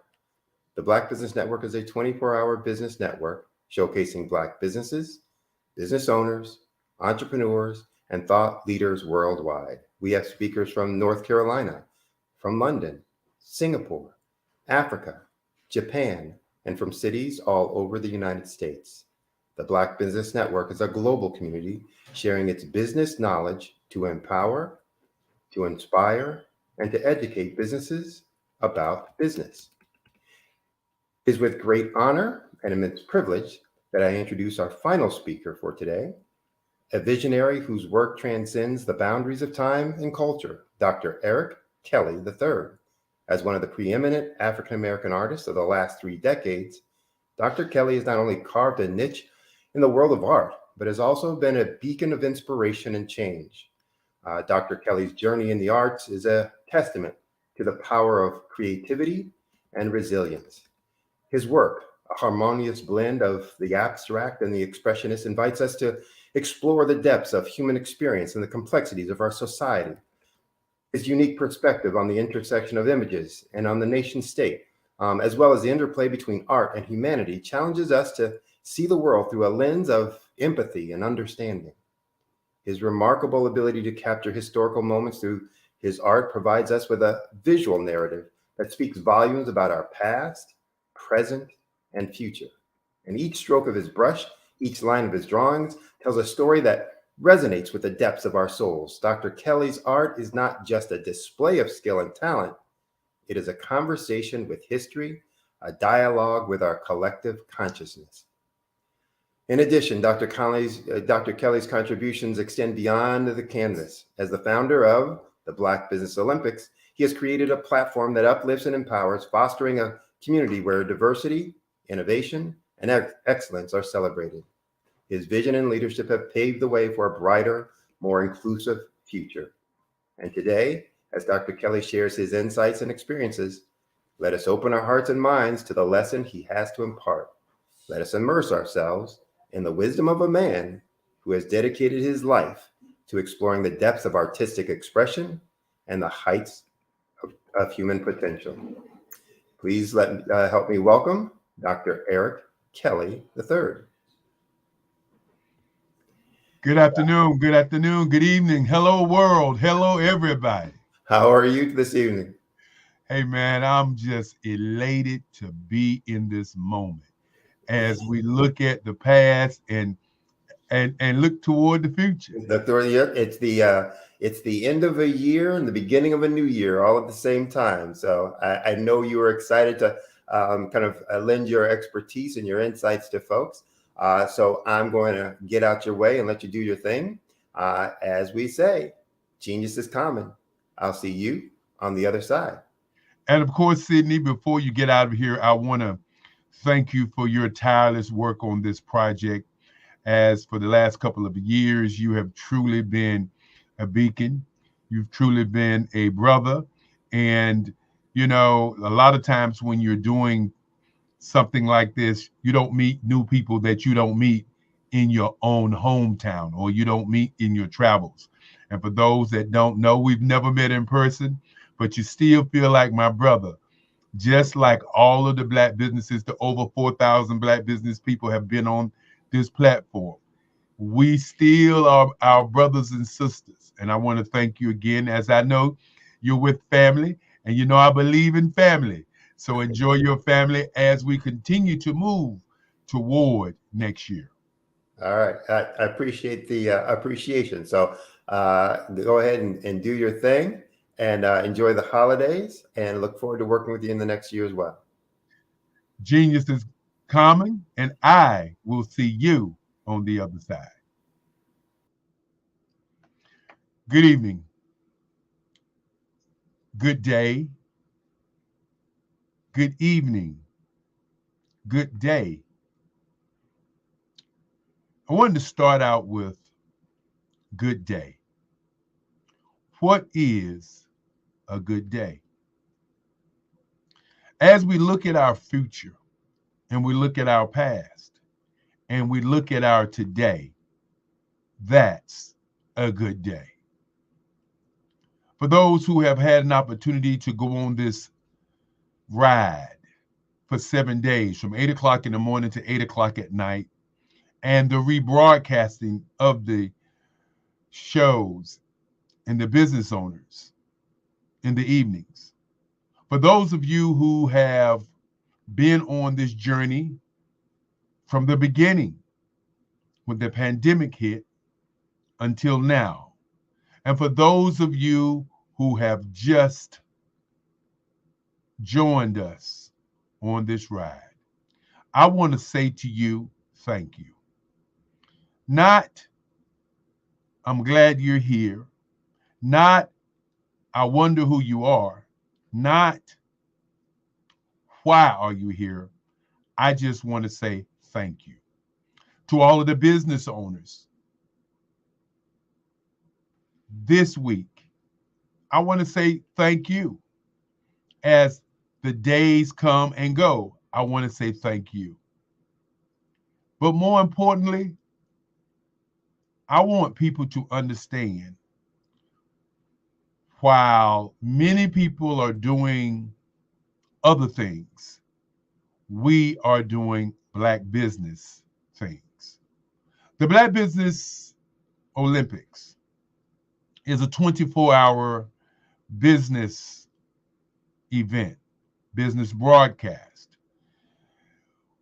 We are working on a strategy to do 365 days of the year live across the world. Something that's never been done before. With over $11 trillion in the Black community, I know that we can do it. Many times people don't understand what the why is. The why is to change the lives of our young people. And our young people could be 30 years old, 40 years old, 15, 12, 10, and 9. Our quest is to change their ideas of what they can do with their lives. Many times the narrative for our young people are entertainment, singing, dancing, stripping, crime. But only 1% in any of those marketplaces are going to make it. Only 1%. So what happens to the rest of the young people who are hopeless, who don't see a way, who cannot see a change. That's what the Black Business Olympics is all about, to show and share a change with each and every one of them, to show them that there are Black businesses out here who are doing business in different arenas. 7 days, 7 days, 7 days. Each one of these days are set up like a business plan. Before you start business, you must have an idea. Once you get an idea, you must have some energy. You must have some encouragement. You must have some leadership. So on Monday is about Black business leadership, empowerment, and inspiration. And it's set that way on Monday to get people ready for the rest of the week. The Black Business Olympics is like a university of thought. As on Tuesday, we have speakers from all over the globe talking about advertising, public relations, marketing, merchandising, sales, and public relations. On Wednesday, we bring together minds from across the world who talk about doing business through social media. And then Thursday, we do diversity, equity, inclusion, and access. Because if you're not included and you don't have access to money, you really can't do any business. And Friday, which is my favorite day, is Generation X versus Generation Z. How to bridge the generational and digital divide. Very, very critical and key as we have young people to come and discuss and talk about their business. Then on Saturday is Black Business and the Culture. Black business and our culture. A phenomenal day. Because if you're in business, you are building your own culture. And then today, Black business and innovation. And that could be innovation in thought. That could be innovation in ideas. That could be innovation in the moment. And so many times I talk about 4 different times in our lives as we look at our lives. Number 1 is the past, which many times is filled with regret. Number 2 is reflect or reflection as we reflect on our past. Number 3 is our future as we look to the future and think about what's to come. And I call that anxiety because you don't know what's going to come. And then I will always say number 1 is today. What is going on with you right now, this very moment, is called today. And I call that happiness. So we would take the time out and reflect on the 7 days that passed. What did you do?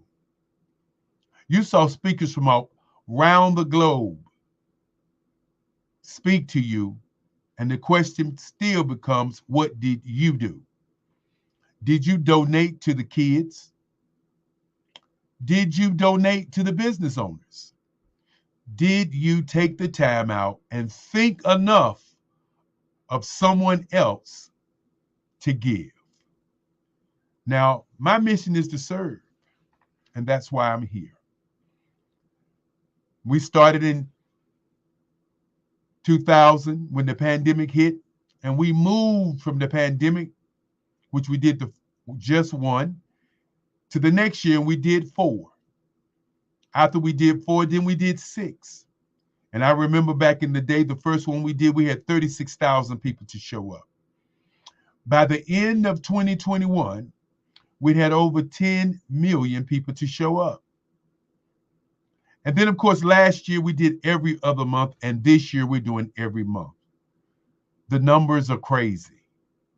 But what's interesting is the business owners continue to come back over and over and over and over. Why do they show up? To share their business with you.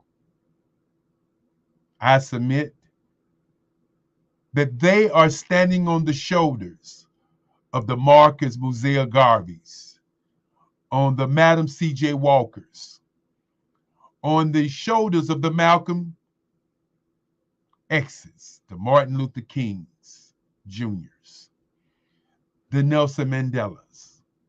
They're standing on the shoulders of great Black people who have gone on before, who continue to share with us what excellence looks like. So think about that for a moment. What is your excellence? What is your give? What is your service to your people?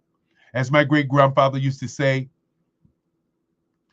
if you don't value your value, then your value will not be valuable, as he continued to talk about young people.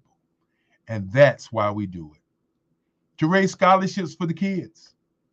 And I know many of you are sitting there saying it's a marathon and you keep saying you're raising, but where are the kids?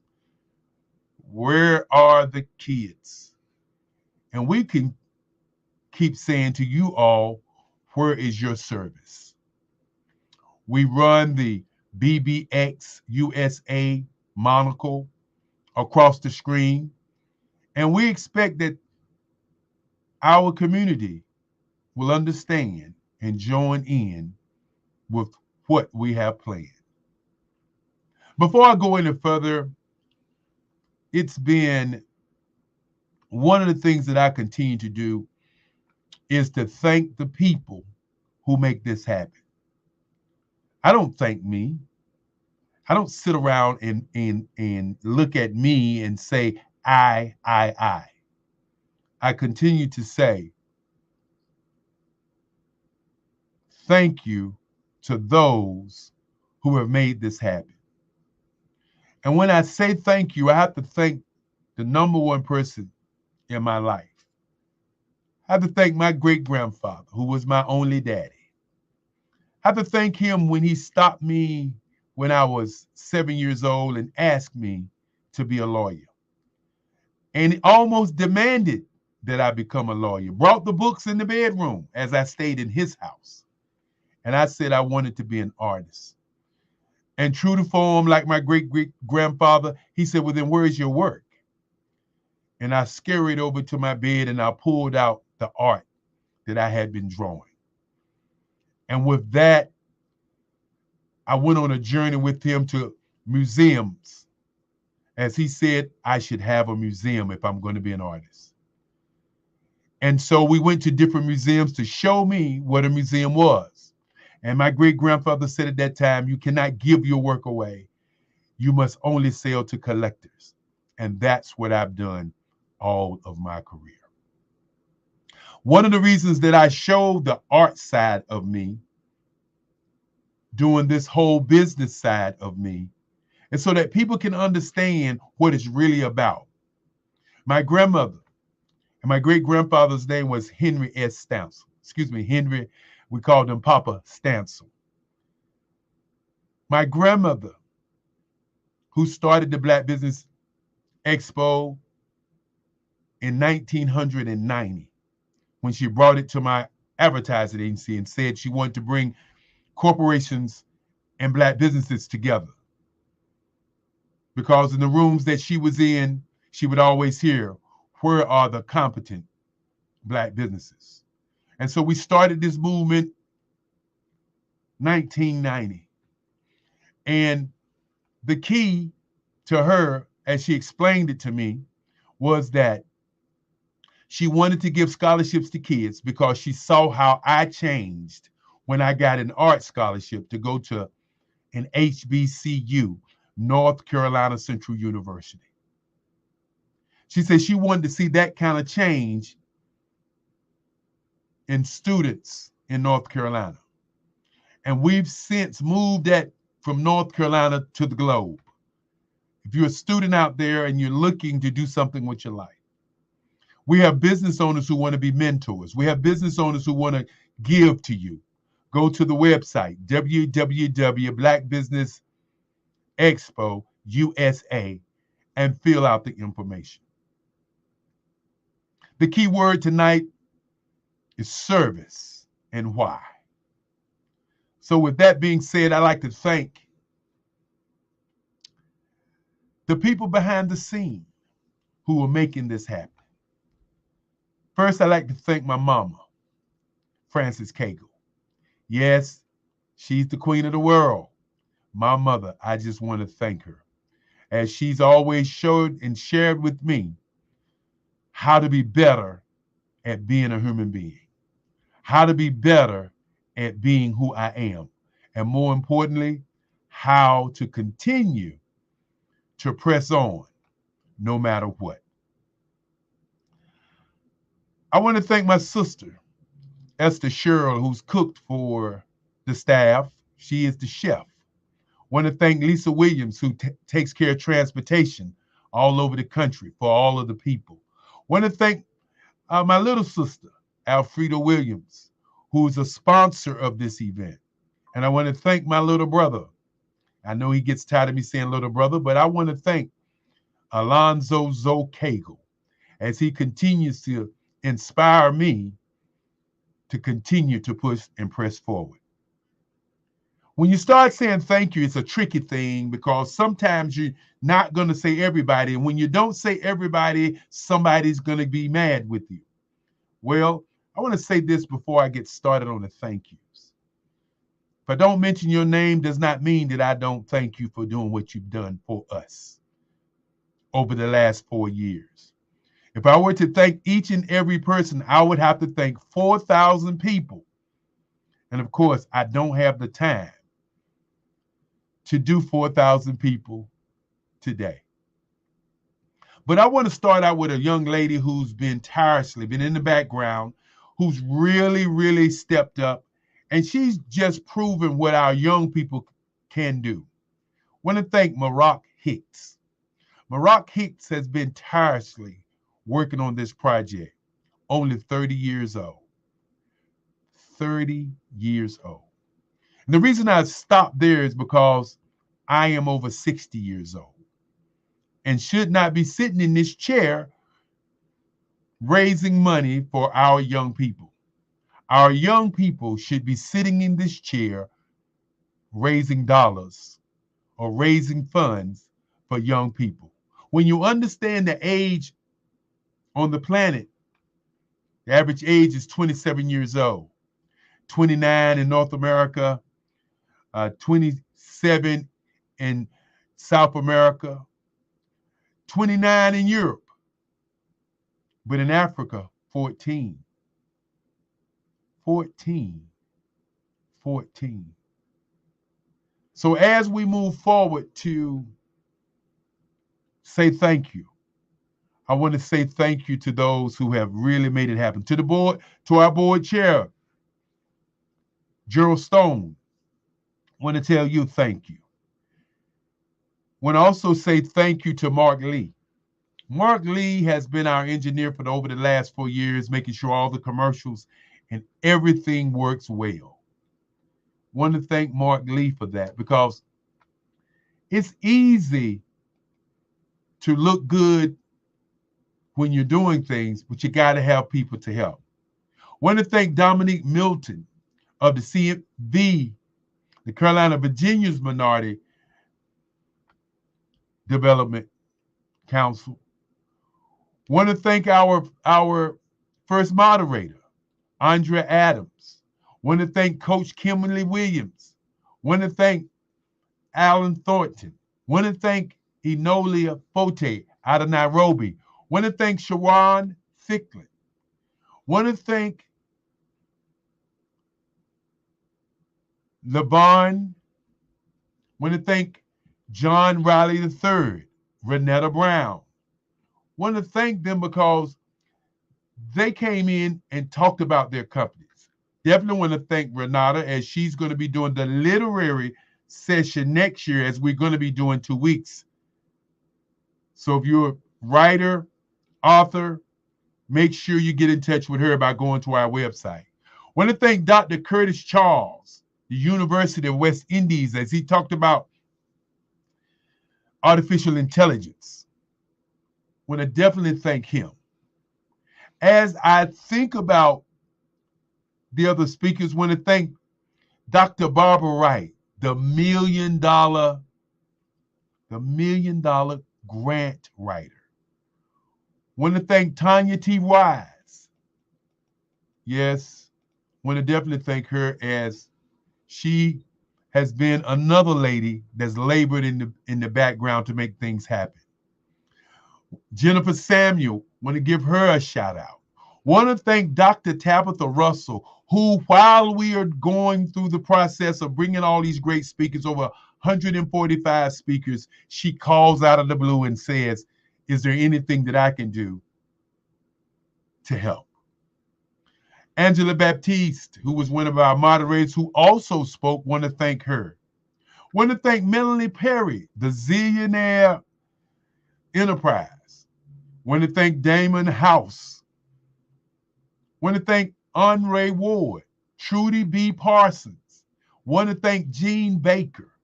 Want to thank Sharonda Davis. Want to thank Raymond Ray, Felicia Ward. And when I begin to say thank you to some people, I know I'm going to miss somebody, but I'm going to do my very best to say thank you to all of those that I can remember. I want to say thank you to Jerry Smith. Thank you to Loretta Hudson. I said earlier I wanted to thank Marak Hicks, as she not only moderated, she moderated 2 or 3 times. And she worked in the back office. Want to thank the young man, David Jones, the 3-time gold medalist of the triathlon. Want to thank him also. Want to also thank Stanley LeCount. Want to thank Miss Goldsby, Ayana Goldsby. Want to thank Grant McGaugh from Omaha. Want to definitely thank Crystal Gomez. Want to thank, of course, Natoya McGill. McGrill. She's going to get me because I butchered her name. Want to also thank Christopher Cunny and Cordelia Garfor. You know, as I'm thinking about these people that I'm thanking, I want you to know that they have been on this journey all week long. Again, want to thank the young man that introduced me, Sidney Wormsby. Definitely want to thank him. Now, as I put my thinking cap on and think about some of the other people, like Dr. Claudia Coker, who was with us, like Dr. Latoya Smalls. And I definitely want to take a moment and thank a lady who's not only worked tirelessly, but a lady who's an inspiration to me. That each time that she speaks about the Black Business Olympics, it makes me sit back and say to myself, wow. I want to thank Dr. Madeline Ann Lewis. I call her the Colonel. Dr. Madeline Ann Lewis. One, I always, when I hear her speak, I always thank her for her service to this country. But I want to thank her for her service to this project. And it's not easy when you're the person that's running the project and you have so many people to look at and think about as you're doing what you're doing. When I want to thank another gentleman, Mr. Weeks, the theory of reciprocity. You know, some of these titles was just so incredible. course, I want to thank David Jones. David really did an outstanding job. Want to thank Debbie Hood. Want to definitely thank Darius Stratton. Want to thank Jerry Roebuck of Black Expo USA. Definitely want to thank him. Also want to thank Carrie Carter Walker. Want to thank Cleo Mitchell, Arthur Jones. Want to thank the people who really are in the background doing great things. And as I close out, I want to thank Michelle Boone Thornton.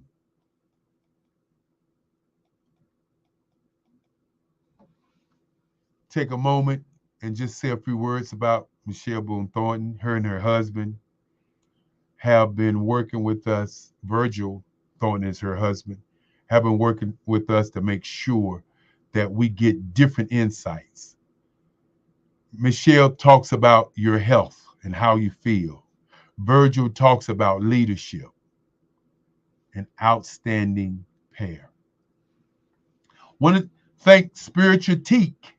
As on yesterday, for those who had an opportunity to be here, she spoke and she really brought home Black business and the culture. Want to thank T.L. Holmes. Want to thank Erica Joe Robinson. Want to thank Gary Thompson. Want to thank a young lady who's been moving around the country and around the world. Want to thank Dr. Lotus Richey. Want to definitely thank another gentleman who has been sending us speakers, who has been talking to me. Want to thank Unissa. Want to definitely thank Bukeka Blakemore, Fave Unite TV. Want to thank Pat Murray. Want to thank Daryl, or should I say Bishop Daryl Anderson. Again, want to thank Mark Neely as he spoke earlier today, and Deborah Hubbard for being on Yes, Black Don't Crack. Want to thank Amini Muhammad as we continue to go toward the end of these thank yous. And again, if I haven't said your name, if I haven't mentioned a word about you, let's understand that that doesn't mean that you haven't contributed. That doesn't mean that you haven't done anything. Want to definitely thank Dr. Hightower, Maurice Thomas. Want to thank Lawrence Nichols, as Lawrence Nichols stepped in again to do an outstanding job as he is our evening moderator.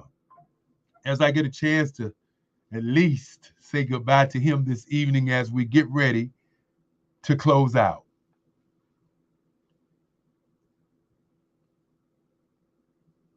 Now, I've said thank you to all of these people, but the real thank you should go to the universe. The real thank you should go to the spirits. The real thank you should go to all of the people who donated to the kids. The real thank you should go to the people who understand the mission, who understand the goal, who understand where we're headed.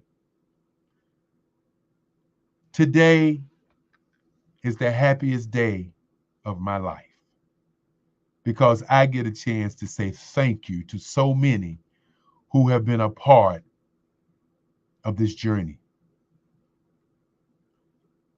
Don't turn the channel off. Don't turn the stove off. Yes, we are warm, but we're not hot yet. We are moving down the tracks of time. We are creating history. We are actually doing something that's never been done before. We are embarking on a journey to change the lives not only of our young people, but change the lives of business owners all over the world. If you are a business owner and would like to be a part of this journey, you can give us a call at 919-308-9090. And be a part of a journey that's moving toward a victory. Can you imagine 365 days, a 24-hour network of Black businesses talking about Black business? Companies and corporations, you're probably sitting there saying, why have we not called upon you? Well, it is your turn sometimes, but it's our turn to put excellence in a space so that when people see what we do, they understand that we mean not only business, but we mean what we say and what we do. Many times I talk about your mindset, your mind state, your mind shift, your mind print. And while it's easy to begin to talk about your mind, what we want to do today is talk about the minds of our youth. When we change the minds of our youth to understand that they can be millionaires and billionaires, as my great-grandfather used to say, the number one thing on this planet to do is to think. Number two is to do research. Number three is to be relentless. And number four is to understand that you must sail the journey, the mission, the idea. Yes, indeed. I said earlier that this is probably the happiest moment of my hour, my time, because I get a chance to say thank you to each and every one of you. But more importantly, when I say thank you, I must say to each and every one of you that without you, there is no me. Without you, there's no business owners. Without you, there is no journey. And I want to thank you for going on this journey all week long. It's been a joy. And I smile because I'm happy. I smile because I can. I smile because I appreciate and grateful to all of the speakers who spoke all week. And with that said, when I did my television show, and of course my phone would ring before I get a chance to close out. You know, that's the story of my life. As my mother would say, you need to take a break sometime and stop working at 5 o'clock Eastern Standard Time. And I had to look at my mom and say, Mom, my Rolodex is no longer Eastern Standard Time. It's Europe, it's Singapore, it's Africa, it's South America, it's Australia. Ask yourself, what is your Rolodex today? And that's what we're about with the Black Business Expo, the Black Business Olympics, is building that Rolodex of businesses all over the world. And of course, I'm going to bring back the guy who's going to close it out with us, you know, but before we close out, you know, we have 5 minutes. So before we close it out, I'm going to ask you one quick question. What did you get out of this entire week? Dr. Kelly, listen. If I take nothing away from this week, I take away exactly what was the culmination of this last hour. And that's gratitude. That is gratitude and appreciation for you championing Black business. Mm-hmm. That there is someone that has a heart for legacy, for our youth, as well as those that may be a bit on the seasoned side. Mm-hmm. Mm-hmm. For one that is not just about ensuring that people get on the other side, but that when they get to the other side, they have the tools and the resources to build bridges that go far and wide long after we've left this green earth. That is what I take away from these last 7 days, this last year, these last 4 years. Mm-hmm. Four. 4 years. You know, and like I said, for those who just getting on the train, you know, the stove is on. We're just warm on the stove. We're not hot yet. We are warm on the stove. And when we become hot on the stove, then you're not going to be able to get on the train of destiny, or as I continue to say, the train of history. See that? I love that. And that's what this is about. That's why, Dr. Kelly, I love you. All of the thousands of lives that you touch through this work, we love you. We salute you. Mm-hmm. We thank you for being the general that you are, that was willing to sit under your grandfather, your grandmother's tutelage, and to continue on. You show us the road we have to travel. Notice that I didn't say that we had an option.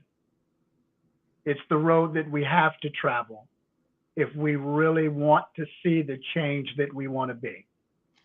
And you know, as we get out of here, and a lot of times people don't get it.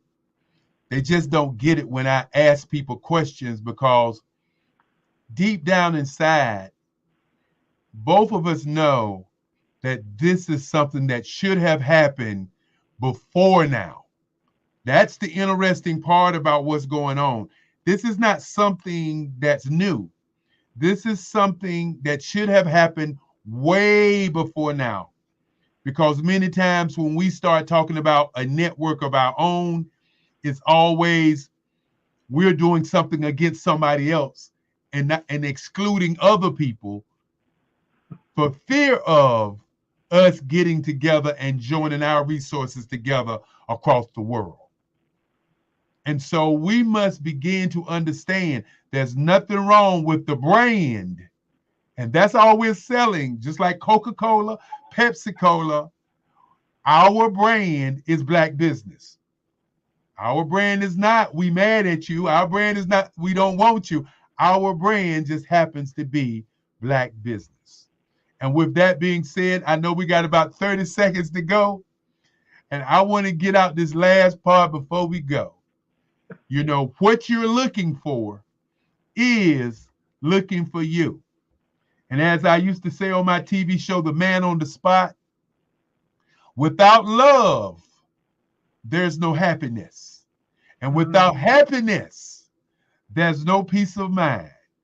And goodbye until the next time. Stay tuned, because when we show up to share the brilliance of a people. And again, goodbye, good night, good day. Thank you, thank you, thank you. And thank you, Lawrence. But more importantly, thank you, ancestors who have laid the path for us to stand on and begin to see ourselves in our greatness. Goodbye. And as we say, I got to say it, genius is coming. You can say it with me. Genius is coming. Let's do it. We got to do it together. Genius is coming. And I'll see you on the other side. Bye-bye. Bye-bye.